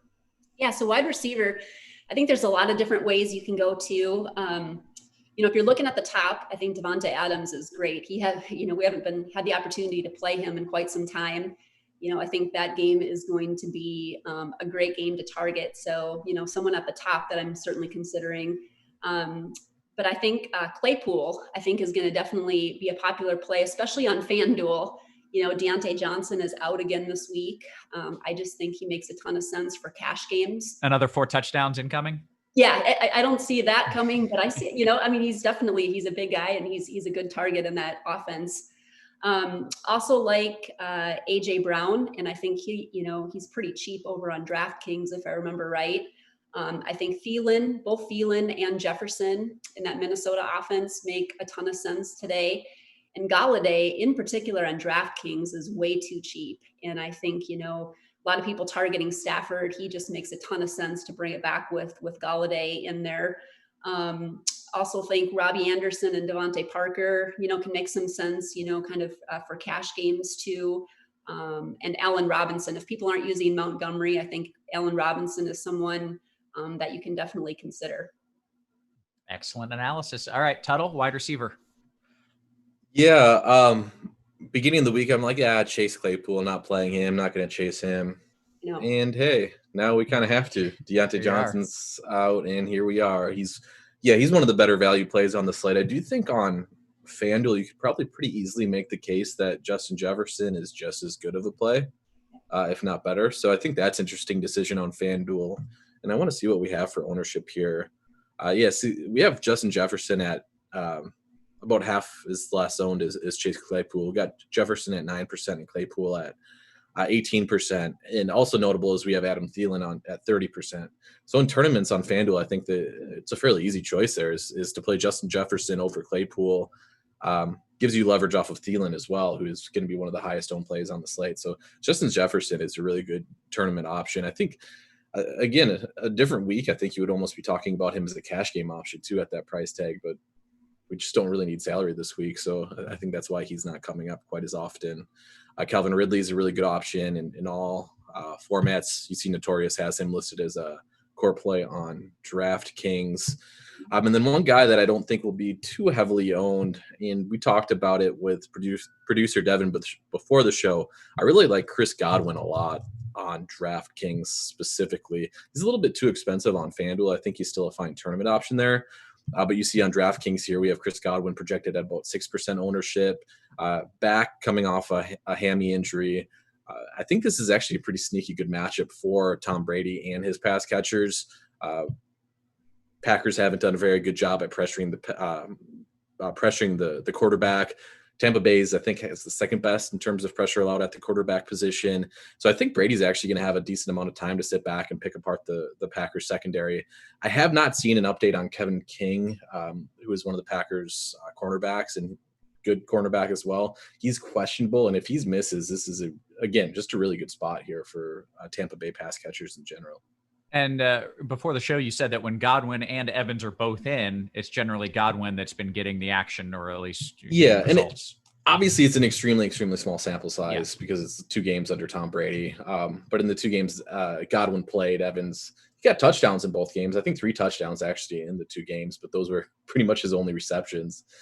They were his only receptions actually. But another conversation we had with Devin before the show is, they're kind of expensive. Can you make that stack work where you double stack them? And I think you can. I think this is a spot where you could get, over 100 yards for both and a touchdown for both. Is that going to be enough to win tournaments? Maybe not, the Millie Maker, but probably some of those smaller single entry tournaments. I think that would be enough to do so. Excellent. Good stuff. Okay. Let's talk tight end, and Tuttle, you can lead us off there. I don't like this position. It's a bad position. And on FanDuel, you kind of have to play somebody you don't have to. But I think the top cash game play on FanDuel is somebody that I don't like. And that's because he burned me on Tuesday night. Jonnu Smith, I think, is the cash game option on FanDuel. He's at 5,800. Tannehill was like 2 yards over the line of scrimmage, and they still gave him that last touchdown against Buffalo, which actually made me bubble a lot of contests, that's why I'm still sour about Jonnu Smith. But I do think he's probably the cash option on FanDuel. If you want to pivot off of him, you're looking at like a TJ Hawkinson, or I think Eric Ebron is actually a pretty decent play as well at 5,200.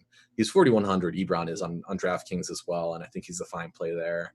On DraftKings, where I think is where we're probably going to start considering using some of these more punt type options or really super cheap options.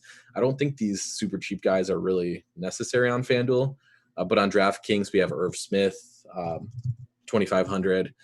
He finally started to see the field more often last week. Through the first 4 weeks of the season, he was only running a route on about 40% of Cousins' dropped backs. He jumped that to 70% last week. I don't know if that will continue, but if he does, he's underpriced for what he's going to be, especially in the matchup against Atlanta, who is absolutely terrible against the tight end position. And then somebody I see a lot of people touting that they like more than Irv Smith, and I don't like quite as much as Irv Smith, is Trey Burton.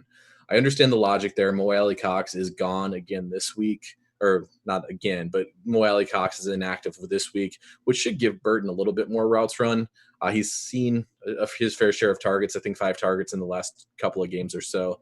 I don't think he's like some amazing play, but again, on DraftKings, we're looking at a guy that's only 3,100, and it's a position that's not very good this week. So completely understand with playing Burton on DraftKings. He's one of those guys where it's like, if I need to save 600 though, I'm going to Irv Smith every single time over Burton. But I think those are the 2 guys that I think are most viable on DraftKings. Okay, great. Christy? Yeah, I think he did a great job of dissecting the tight end position. And I found it one of the weaker positions to fill out, and in some cases filling it out last. But I think, Jonnu Smith is definitely the cash game play. If you really want an opportunity to spend up this week and get Mark Andrews, I think he's a very good option, especially if you're playing Lamar Jackson and putting Hollywood Brown in there. You might as well have Andrews in there too. I think that's a good play. I do like Hawkinson quite a bit, especially having a lot of interest with Stafford in the Detroit game.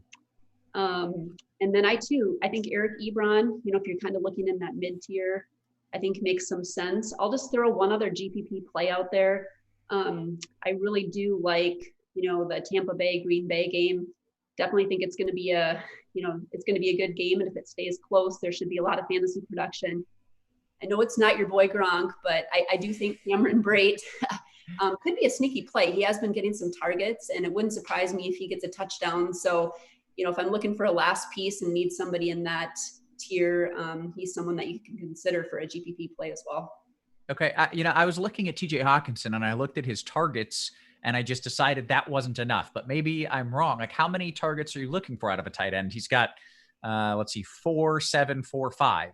Is that enough? Or like, okay, he's getting targeted roughly 5 times a game. That's good enough, or on this slate it is. Okay. We don't have Travis Kelce. We don't have George Kittle. You're not going to get very many targets out of that position today. Okay. All right. Let's talk about defense. Christy, is this just whatever money you have left? You just kind of close your eyes and click it, or do you have a preference here? Yeah, I find myself this week liking a lot of the higher end defenses, but you can't always get those in. And if I'm looking to pay up, I really like the Patriots defense. There's going against Denver. There's just, they don't have Melvin Gordon playing this week. They're missing some pieces. I like them a lot. I think the Ravens and Colts at the top end are good plays as well. But if you're looking at the bottom, I know in particular on DraftKings, I think the Dolphins are very cheap and make a good play. They're priced up a little bit more on FanDuel. And then another defense that I'm kind of throwing in there too on the cheap end is for FanDuel is the Giants defense. They've been, yeah, exactly. Yes. Yeah, they haven't been terrible. They've been doing all right. They've been putting up a few points on defense. Washington is garbage. They can turn the ball over. So I have some interest there. And then if you really are going at the bottom too, I think you could maybe make a case for Detroit if you really needed someone at the bottom. So I guess those are kind of the main ones that I'm looking at this week. All right, Tuttle, let's go for defense, and then we'll get to some of these questions. We've got 6-7 minutes until lock. Yeah, it's mainly the same takes on DraftKings. I think you're either trying to get Dolphins defense, or if you need to settle that Vikings defense for 2,300, I don't think that's the worst thing in the world. I do think paying up for defense on DraftKings specifically is going to be a little bit contrarian, just because of kind of how lineups are constructed this week. Like the Colts are an excellent play. The Ravens are a good play. The Patriots are a good play, but they're not going to be that heavily owned just because people aren't going to be spending money there. Things are a little bit different on FanDuel. I think you can reasonably get up to the Colts defense pretty easily on FanDuel. So they're going to be more heavily owned there, but they're obviously the top overall play. Okay. Let's dive into some. Oh, can we talk stacks really quick? What is your favorite stack, Tuttle? Yeah, it's the Tampa Bay Green Bay game. Okay. With 2 Tampa Bay receivers, or? I do like the double stack if you can make it work. That was what I was working with most of the weekend with my main lineup, but I came off of Mike Evans, so I'm sure he's going to smash. Yeah. Okay. Christy, your favorite stack? I agree. I definitely like the Tampa Bay Green Bay as well, but I also like the Tennessee Houston, and and I probably didn't mention them as a receiver. I can't remember if I mentioned Will Fuller, but I really like him a lot this week too. And, he's fast. I think he's going to get a lot of targets. Both he and Cooks, I think, make fine plays there, but Tennessee and Houston. And then I'd also, obviously have interest in the Detroit Jacksonville game too. Okay, great stuff. We've got 4 or 5 minutes. So let's get to these questions. We'll start with Straw. He says, DK Cash, Christy, Irv and Galladay or Burton McLaurin? Irv and Galladay. All right. Tuttle, Joey Rock says, DK GPP, Gaskin and Miami D, or Gibson and Washington D? I like the second for GPP. I think it'll be substantially lower owned, and they don't project that much differently. All right.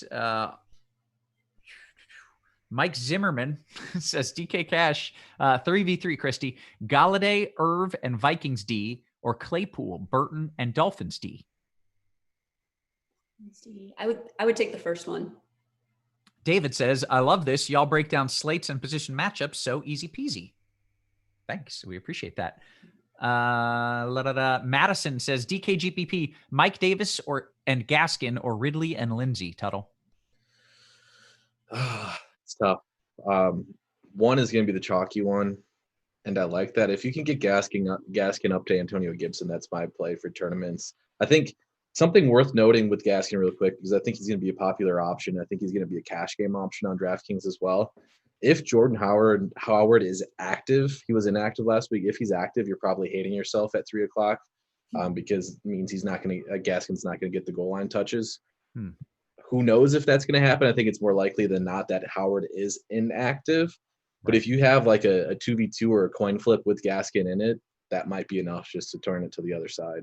Okay, and if we do get the news, are you late swapping here? If you have a 2v2 set up, you're trying to get off him. If probably yes, I would like to. There's not that many swaps in that price range on the late slate, so if you're playing Gaskin, you're kind of locked into him once the early game's locked because there's only 2 late games. But it is notable. I think Howard is probably going to be inactive, but it also wouldn't be that surprising to me if he was not. Okay, great. Let's go to Amal. FanDuel Cash, Stafford or ya boy Gardner Minshew, Christy? Definitely Stafford. Kirk wants to know, how is he a Tuttle? Or someone asked that. I don't actually know. We'll get to that after lock. Let's see. Kirk says, Will Fuller or Allen Robinson, DK Cash, Tuttle? Of the two, I'll go Fuller. Devin says, FanDuel Cash, Henry or Davis at running back? I like both of them, but I'd probably say Henry. ECS says, DK Cash, in order to jam Galladay and Thielen, are you okay with Irv Smith and a Vikings D? Yeah, for sure. Chris in Investing says, Fitz, Gesicki, and the Lions D, or Stafford, Irv, and New England D? I think I'd take Stafford and the New England D. All right. Hawk Dark says, in a DK GPP, any interest in T. Higgins? Yeah, it's fine. I don't have any exposure, but I can think of worse things. Moitoy, you want Boyd or Joey Burrow in a DK GPP, Christy? Boyd. I'm sorry. That's Joe Burrow and Boyd. Yeah. I probably wouldn't use them this week. I mean, I can see if you're in a large field tournament, they would be fine. But I think there's some other stacks that I'd probably use instead. Okay, great. We'll go to Greg Beans. He says, swap at the time is Rojo. Okay, that's not a question.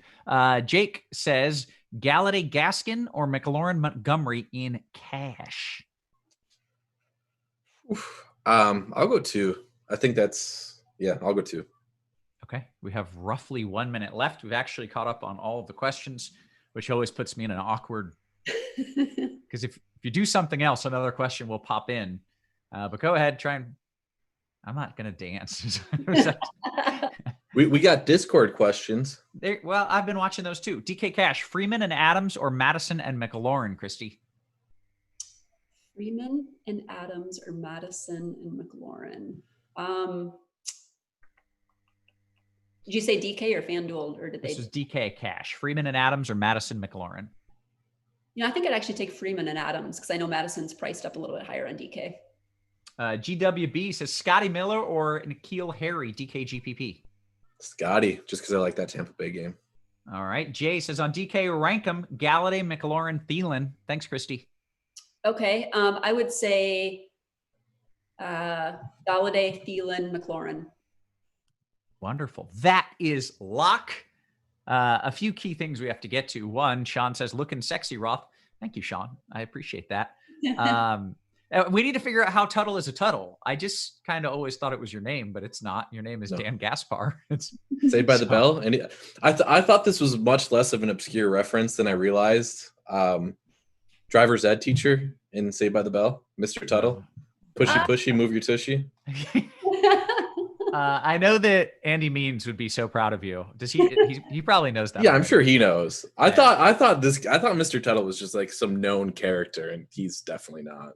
I always get people tweeting at me with like articles of, "Are you related to this Tuttle?" No, it was a joke. Glad you think it's funny. Let's see. All right, those are all the questions. By the way, Usually we can do one of two things at this point. We can hang out, talk with you guys for another, 30 minutes, or we can all just leave and go watch football. Football. Every week. It's just I think we gotta watch some football. I think generally, the plan is football. But before you go, do remember, guys, if you are not a premium member of Rotogrinders, you should be. We do content like this all the time. Crunch time generally for other sports. You have to be a premium member to access that. And we've got the best optimizer in the biz. We got Lineup HQ, so you get that as well. So go ahead. We got a discount. Devin just popped it in the chat. Guys, we appreciate you. We love you. Always good hanging out with you. We will catch you next week. You have been crunched.